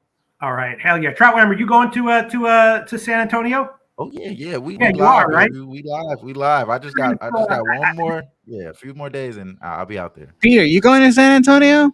I'm going to see if I can maybe take a last minute plane down on Friday or Thursday or something. The closer we get to it, the more I would like to. I always wanted to, but now I'm like, really, I really want to make it happen. So I'll be there Friday. I'll be there Friday to Sunday. So I'll be there. That's what I'm going to try to make happen as well. So there's a slight chance I might see you there, Trotwam. If not, have a great time. Thanks so much for doing this show, Trotwam. And you're going to do the NBA Pub Hub show later on today, right?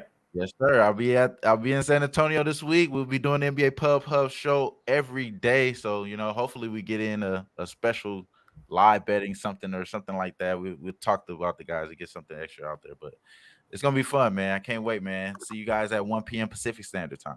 Trotwam, thanks so much. See you later. Oh, man. Jose Bouquet, you there?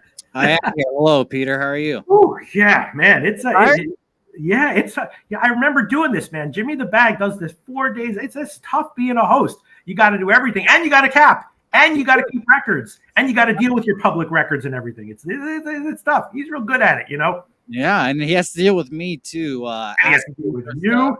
Yeah, it's a tough world. I message him constantly. You got a little taste of it this week, and I hope that you enjoyed it.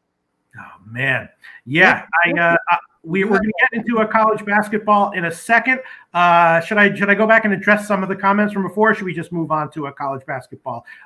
Well, let me tell you, Pete. Most of the comments are addressing you going to Pubapoolza. So unless you want to dodge that, yeah, no, we don't dodge anything. I addressed the comment about fixed games, addressed it head on, and the guy appreciated it. I would like to. I'm going to try. And hopefully I will be able to. Yeah, Deacon Mike says, Pete, did you borrow that hairpiece from Marv Albert? Look, this is not a hairpiece. And I'm going to get some finasteride. Maybe you've heard of it. And all this shit's going to get filled in. I'm going to look good. I'm going to look dope, Deacon Mike. This is not a hairpiece. check back with me in 6 months after I get my finasteride. I'm going to look like I'm excited for that. John Travolta from the I might 70s. need that here soon. What'd you say?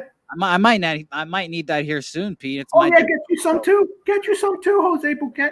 Get you some. Hey, I can't wait. I can't wait. This is going to be a good time. We've had an interesting show here so far. I like Very, it. very interesting show. We shook it up a little bit. All right. You want to get to college basketball, Jose Bouquet? Sure. And I'll join you on the screen just so all my graphics can fit too. So it's going to be a great time. Sure. Sounds great. All joking aside, I'm not the best college basketball handicapper out there, but going back a bunch of years, I've been positive every year in college basketball. I'm positive once again this year.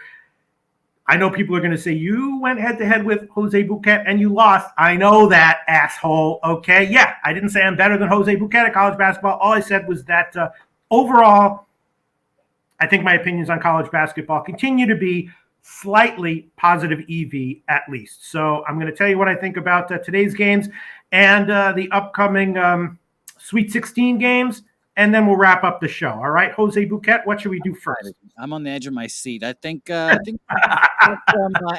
perhaps. Look at that, Jose. You're good. You're good. It's like look at me. I am literally on the edge of my seat. I'm ready to go. I want to know. I wait to hear these slightly positive EV college basketball opinions. All right. We got 5 games today. 3 of them did not have overnight lines, so I didn't look at them yet. And I might have a bet on them later on. But NIT game, St. Bonaventure, Virginia.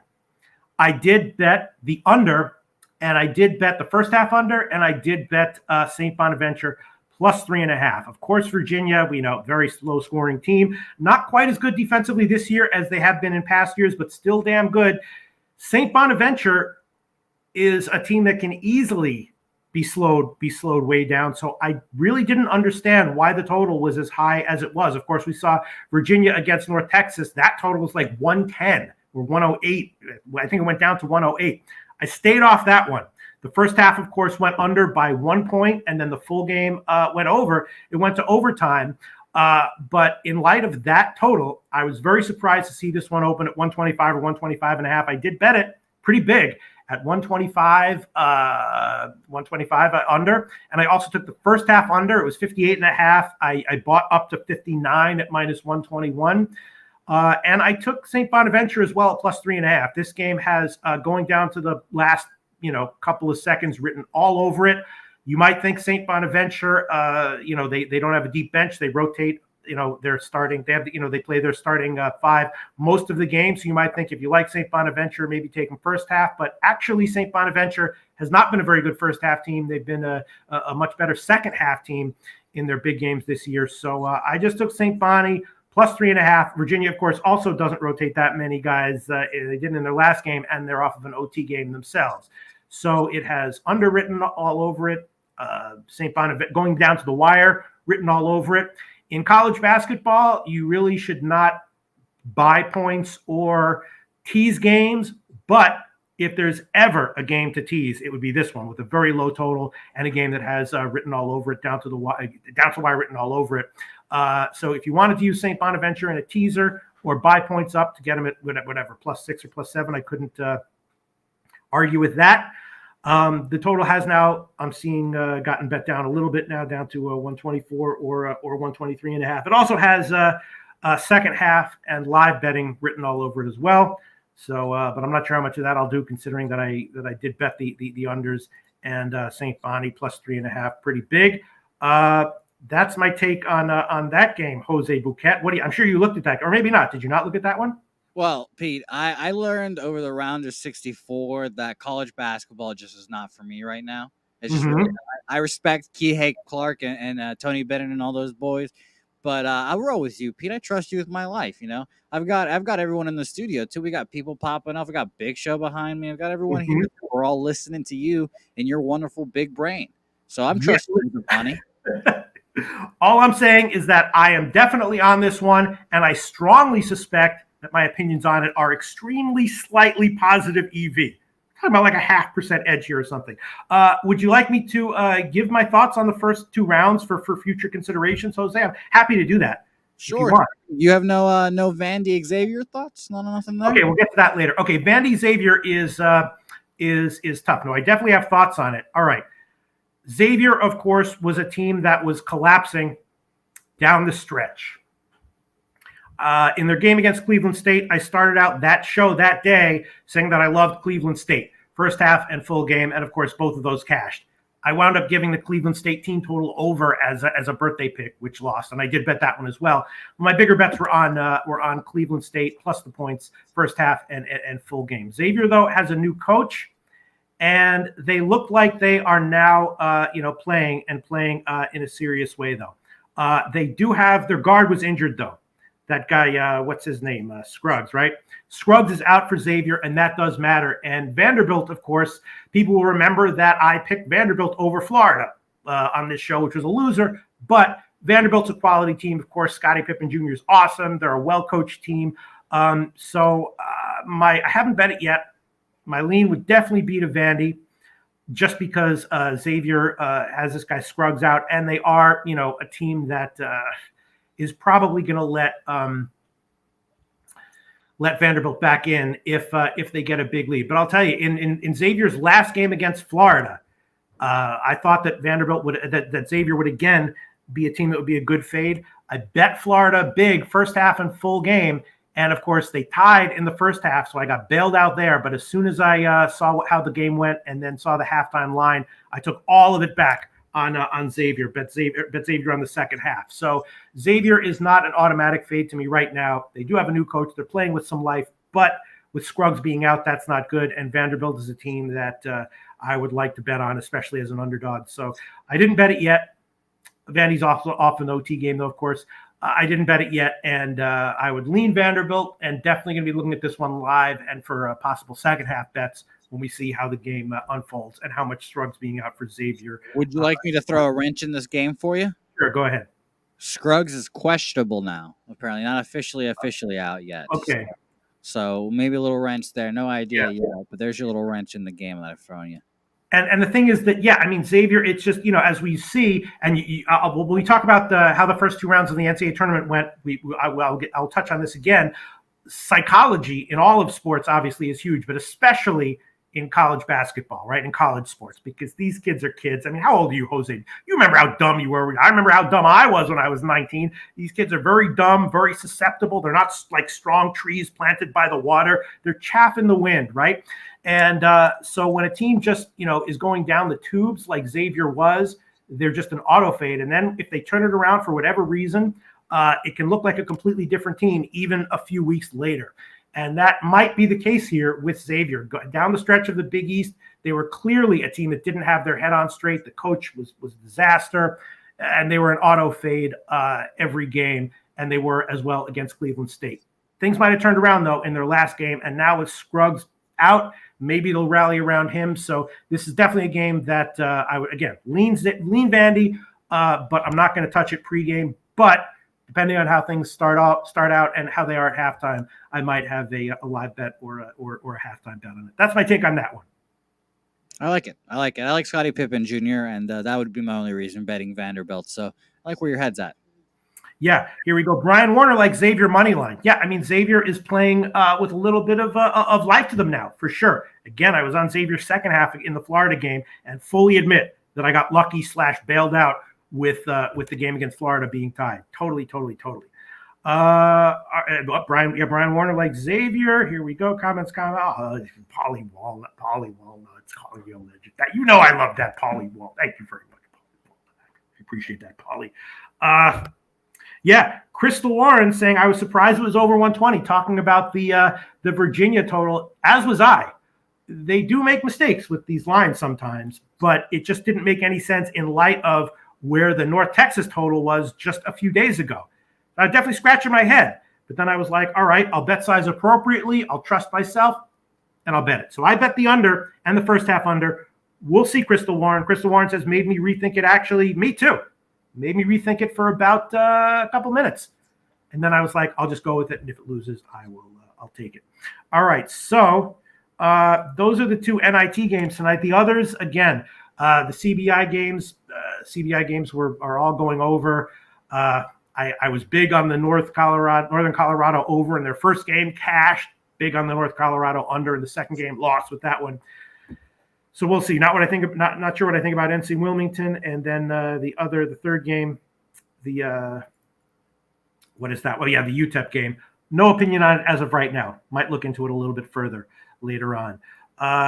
Before we get to the Sweet 16, I will say that I did bet Texas A&M. Got them at -2 against Wake Forest and a little bit on the money line. Of course, Texas A&M playing with a chip on their shoulder. They should have been in the tournament. And teams like that, sometimes they just say fuck it and they fold, or sometimes they say fuck it, we're going to kick ass in the NIT and prove to everyone that we should have been in there. That appears to be what Texas A&M is doing. Wake Forest is also a team that came into the NIT playing with a chip on their shoulder, and I was betting them as well. But now here on the road against Texas A&M at that short of a line, I took Texas A&M. Wouldn't be surprised if Wake Forest wins, but I thought the percentages were with Texas A&M at that line. So I took that one. And I guess that's it leading up until Thursday, right, Jose Bouquet? Yeah, no, I'm excited to hear what your thoughts are on the Sweet 16. All right, here we go. Sweet 16. I can do a lot of analysis. The bet that I made 2 bets. One of them I think might have been, actually made 3 bets. One of them I liked, one of them I think might have been wrong. I talked about this in the beginning of the show. I did bet Miami, Florida. I got them on the full game at -1, and then I took them bigger on the first half at -1 and a little bit on the first half money line as well. Iowa State, a scrappy team, but we've talked about college basketball a lot in these shows, and there's just some teams that have mojo to them, right? Last year, Oregon State was a perfect example of those teams. This year, a few of them had that. One of them definitely was Arkansas. And you might remember this, Jose Bouquet. I talked about that with Jimmy the Bag, remember? I was like, this Arkansas team is a team that is fighting. They have good character, and they're a team that I don't want to bet against, that I'm be leaning to bet on. Another one definitely was Miami, Florida. Another one was Virginia Tech. I thought Virginia Tech would win against Texas, and they didn't. That was a team that I lost with. But Arkansas and Miami, Florida, I've been winning with. It's a very low line. Iowa State, LSU was in a bad spot. They just fired their coach, and so they got by LSU. And then Wisconsin, of course, lost their point guard to injury in the first half of that game. But even to start the game, Wisconsin was a bit of an overvalued, I think, an overrated team as well. So Iowa State's wins, are a little bit understandable and explainable. And again, it could lose, but that's my biggest bet by far of the Sweet 16, Miami, Florida. Again, I took a -1, and I think I like the first half maybe a little bit more. I've heard a lot of cappers on Miami too, so I've heard a lot of people on Miami too, so that seems like I'll be making that bet as well throughout this week during Pubapoolza. Iowa State's tough. They're a fighting team. Any team that makes a Sweet 16 by definition is, at least a little bit talented, fully motivated, and has good character. So, it would not be a surprise if Iowa State won, but I think the percentages are with Miami, and I bet that one. And I'll definitely be monitoring this game live and halftime as well. So that's my my best bet, I guess, as of right now. I did also bet Texas Tech against Duke. Now, heading into the tournament, I had Texas Tech relatively highly rated, and we know that Duke, was not quite the best version of Duke compared to what we've seen in past years. It is Coach K's last year. That's a huge factor, of course. And another problem here is just that, Texas Tech got by Notre Dame, but Notre Dame really kind of exposed them with their zone defense. Coach K is going to see that, and he might have a defensive game plan similar to Notre Dame that might be just as effective, except with more talented players. So now I'm feeling nervous about my Texas Tech play. I haven't pulled it back yet. I'll definitely be looking at this game live and at halftime. And now I'm thinking that maybe under, and maybe even better, first half under might be a play, because, of course, Texas Tech is a juggernaut defensively. They'll be good against Duke. And if Duke tries to copy what Notre Dame did, I think they'll be able to. I'm not sure Texas Tech will have an answer for that. So that makes me feel nervous about my Texas Tech bet, and makes me think that I'll probably have at least a small bet on the first half under, and be monitoring the game for maybe a live bet or a second half bet on the under as well. The other bet I made was the first half over in Michigan and Villanova. Villanova is, We'll be there live, by the way. I never forget. Yeah. The Pubapoolza will be there live for this game, big game. So I'm very interested, Pete. Whatever you're taking, I'm taking, Pete. So no pressure. And by the way, Pete, he has not been in the YouTube chat because he's traveling. But there is a birthday today, and it is Teese's birthday. No way, really? Yeah, it's Teese's birthday. I didn't want to tell you to the end of the show to give you all that pressure, but here we are. Did he request a birthday pic? He hasn't said anything, but I just want to let you know. I know you're a giving man. Yeah. I know you're a giving man. All right. So if all you're telling me is that it's his birthday, hey, fucking happy birthday, Tease. Hope you have a great year. There, we're done. Great. There you go. Maybe I'll give him a freebie birthday pick.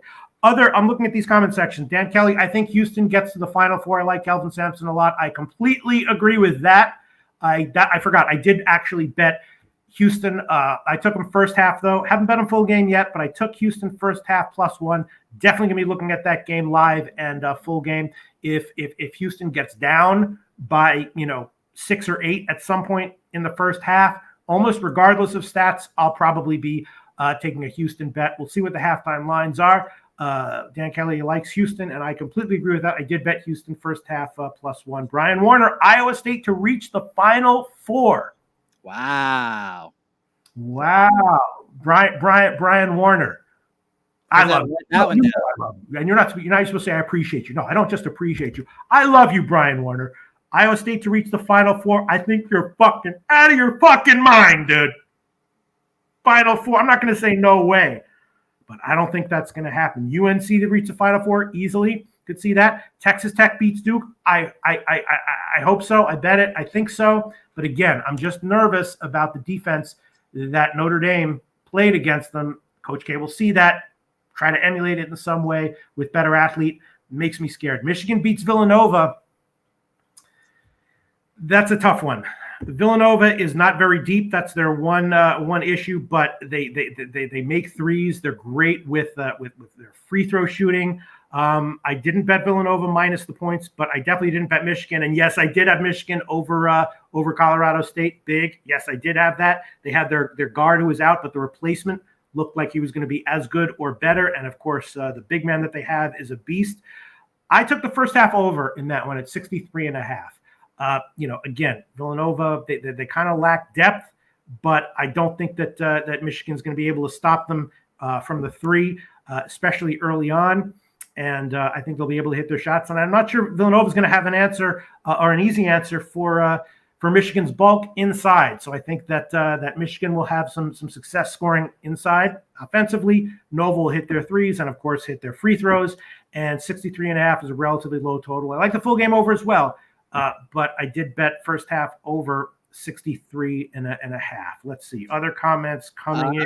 Hey, Pete, let's bring up, you were talking about size inside. I think the team with the most size inside left, Purdue against the St. Peter's Peacocks. That's the trendy, those are our guy upset picks. Okay. St. Peter's is a team that, of course, predicate on defense. They rotate a lot of guys.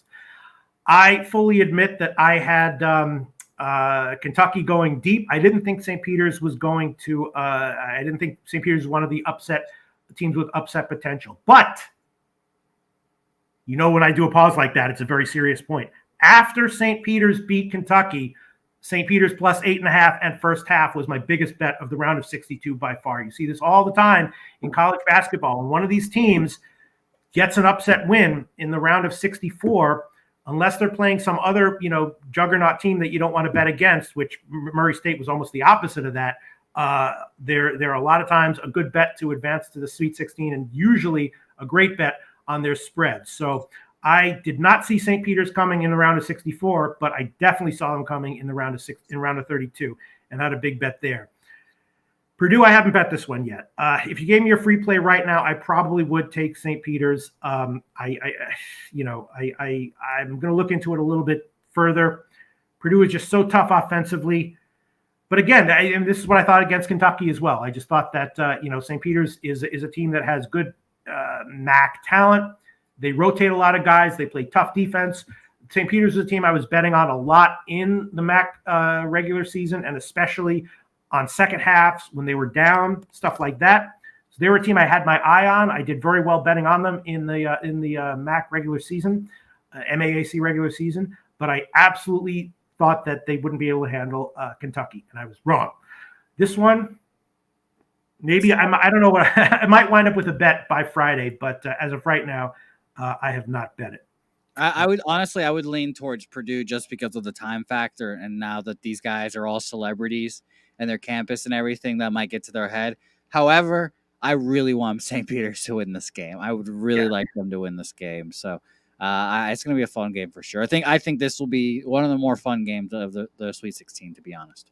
I mean, I agree. I completely agree with you. And it's just, 12.5. That's a lot of friggin' points, Jose Bouquet. Yeah. I feel comfortable taking the 12.5 for sure. I'm honestly, I was just thinking of St. Peter's money line. That's where I was, where my head's at. But I like the 12.5 for sure. And Pete, by the way, do you have any good Shaheen Hardaway memories from Seton Hall? Any good Hardaway memories? Oh, sure. Oh, sure. We used to play all the time. No, what do you mean, Shaheen Hardaway memories? I was about to say, you guys are in New York, born and bred. Oh, yeah. Oh, I used to play on the streets together. Yeah. Me and Ray for Alston are boys. We used to, he was a lot better than me, obviously. But sure. Yeah. I'm not saying you guys would be on the same team, but okay. I thought, what are you getting at here? Me, Ray for Alston, God, Sham God. We used to just mess around here and there in the playgrounds of New York City. Totally. Yeah, I remember Shaheen Holloway. That's funny. Oh boy. All right, let's see. What other games should we get to, Jose Bouquet? I think you've covered most of them. I don't know. You mentioned the UNC UCLA. You said a little bit. I'll get to that in a second. Arkansas Gonzaga is an interesting game. Arkansas, of course, I was talking about in these shows, is a team that I expected to have a good season, make a good NCAA tournament run. Gonzaga is just too tough for them. Maybe Arkansas hangs around early, but I wouldn't even bet them first half. If anything, I would bet them like first 10 minutes or first 5 minutes, maybe something like that. I mean, Arkansas can do what Memphis did to Gonzaga, but eventually Gonzaga is going to run away with it, I think. No bet on that one for me. Michigan Nova, again, I took the first half over, 63.5. Texas Tech Duke, we talked about that. Houston, Arizona, yes. I like Houston. It has live in first half and second half written all over it, but I did bet Houston +1. Dan Kelly likes them to win, and I agree with that. St. Peter's, Purdue, we talked about. Providence, Kansas. Providence, again, Jose Bouquet, everyone was talking about Providence, how lucky they were, right? You know what I'm saying? So what does that? They would be out, too. I thought they'd be out at this point. So what happens then? The old chip on your shoulder, right? And you want to be very careful about teams playing with a chip on your shoulder. Next year, who's going to have a chip on their shoulder? Kentucky, right? Teams that go out early, be very careful. I'm always looking to bet on them in the next year's tournament. Kentucky has that written all over them. So Providence, perfect example of a team that came in with a chip on their shoulder. I didn't have the balls to bet them against South Dakota State, but I suspected that that's what would happen. I don't think they're going to get by Kansas. I didn't bet this one yet. Be looking at it live and for possible second half betting value.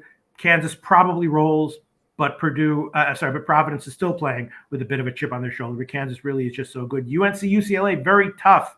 I did have UNC over Marquette. UCLA is good. I thought they might get upset by St. Mary's, which didn't happen. The Tar Heels are very inconsistent, but they're playing great now. Their defense is a lot better. You see this a lot. A major conference team that preseason was, considered to be a top 25 team. They underwhelm in the regular season for various reasons, sometimes due to injury, sometimes due to all the things that can befall a college team. And then at the end of the year, they turned it around. They wind up being like an 8 seed in the tournament and wind up playing way better than people are expecting them. You see that often in college basketball and in the tournament. Look for that every year. Keep an eye out for that. And that about both teams too. You can say that easily about UCLA and UNC too. UCLA, I believe they were top 5, if not number 1 preseason too. So I like your point with both those squads too. Yeah, but I wouldn't say that. Let me refresh my memory. But UCLA's season was never as Not nearly as tumultuous, but Yeah. once you're the number one overall team in the country, you've got that. Right. I think you should be like a number one overall seed kind of vibe, especially with Hollywood and UCLA. But now they're a 4 seed, and then they seem to be put together. They've got fragile ankles over there, fragile ankles. So we got to see what that happens there. But no, I like the point. And by the way, we forgot to mention too, Houston, Arizona is going to be in San Antonio as well. Houston going to have the major home field advantage there. Yeah, that's yes, I would say that is probably true. Yes, for sure. But even without that, I would be liking Houston a little bit, not a lot, but a little bit over Arizona. And and then Iowa State, Miami, Florida. We talked about that, and that's it for the Sweet 16. You want me to give some quick thoughts for next year as far as the first 2 rounds are concerned? No, Pete. I think we're good. Okay. I think we're good. I think we got it. I know the people love hearing year in advance takes. Yeah. I love that. But you know what? I think we're good. And I just looked at my phone, and Gokster's liking tweets. Mm-hmm. So that must mean that they're arriving soon. Pete, we talked about this pre-show, and we would talk about it on the air too, and I'd love to get the chat's input on this. As everyone know, me and Jimmy have never met in person. So this is the first time me and Jimmy are going to meet in person. And as Pete, you're someone that has met with Jimmy plenty of times before, sat beside him, broken bread with him. I would like to know what am I supposed to do? How do I approach him? Should I be cautious? Do I go in for the full bear hug like I've been told to by our friends at No Clean Sheets? Shout out to Gordon Watson, Flash Gordon, and Alex Classic. Shout out to Alex Classic Picks. But yeah, no. Right now I'm leaning towards the bear hug. What do you think? I would say, I would say start out by not touching him physically. First 12 hours, just yes him to death. You know what a yes man is, Jose Bouquet? Yes, I have been considered a yes man before. Yes him to death. Okay. And then after that, play it by ear. Everyone likes a yes man here and there. And you know what? Jimmy the Bag deserves it. He deserves to have a yes man for 12 hours of his life, for Christ's sake. Just 12 hours. What happens after the 12th hour? You got to play it by ear. Play it by ear. So if I play my cards right, maybe I'll just end up being his yes man for the entire 2 weeks, 3 weeks, wherever he's in.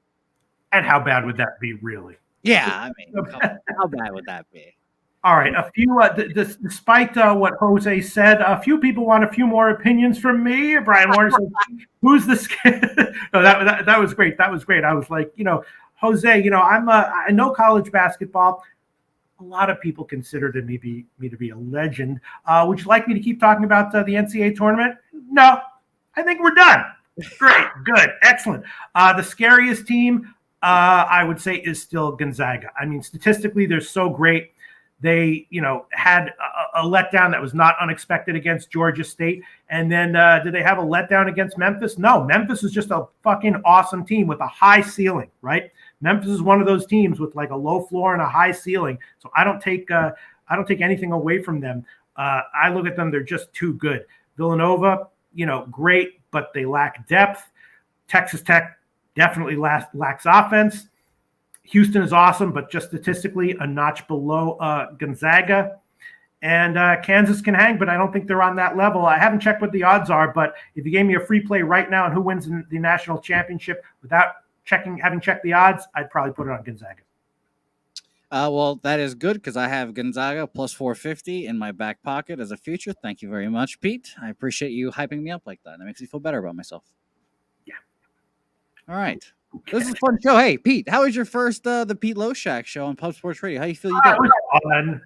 The usual, stressful, fun. Looking back on it, being like, did I push any jokes that I shouldn't have pushed? Did I say anything? I don't think I said anything stupid. I definitely didn't mispronounce any hockey players' names. Zero. And I don't think I said anything stupid. And I think all the jokes that I pushed were justified. So I think overall it was great. I'd give it a 10 out of 10. There you go.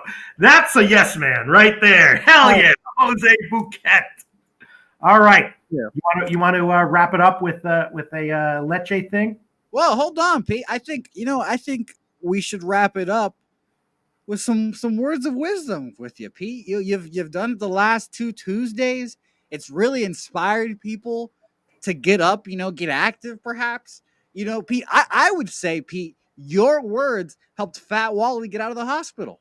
He's out of the hospital, coming to Pubapoolza this week. Why don't you give some people, I don't know, perhaps a recap of whatever action you're on, like Dad Fan wants right here. Thank you for reminding us, Dad Fan. Give you a little recap, perhaps, and send us off to Pubapoolza.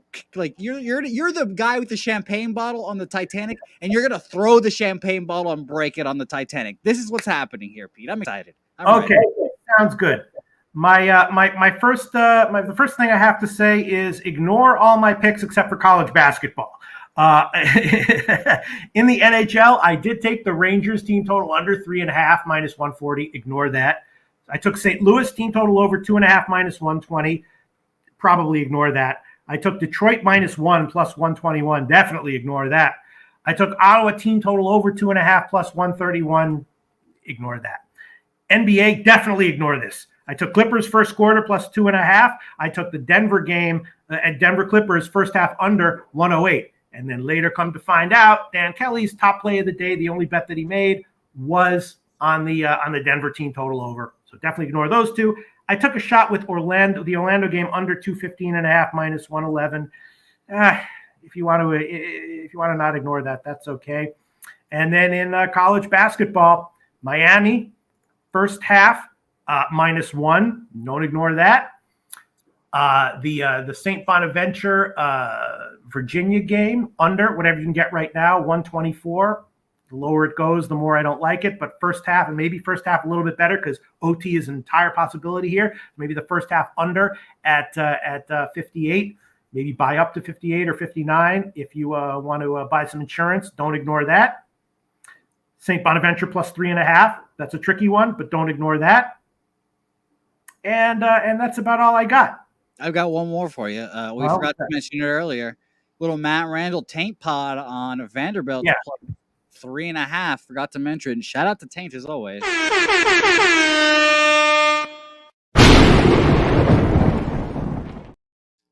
Thank you to Taint. Unreal. Beautiful. What a show. All right. I know you guys are going to have a great time in San Antonio. I'm going to be with you there in spirit. Slight chance I might be with you there, in person as well. Let's milk these bookmakers. Shout out to Jimmy the Bag. Shout out to everyone in the comment section. Shout out to Jose Bouquet. And, of course, huge and final and biggest shout out to Slaughter and Pub Sports motherfucking Radio. Hell yeah.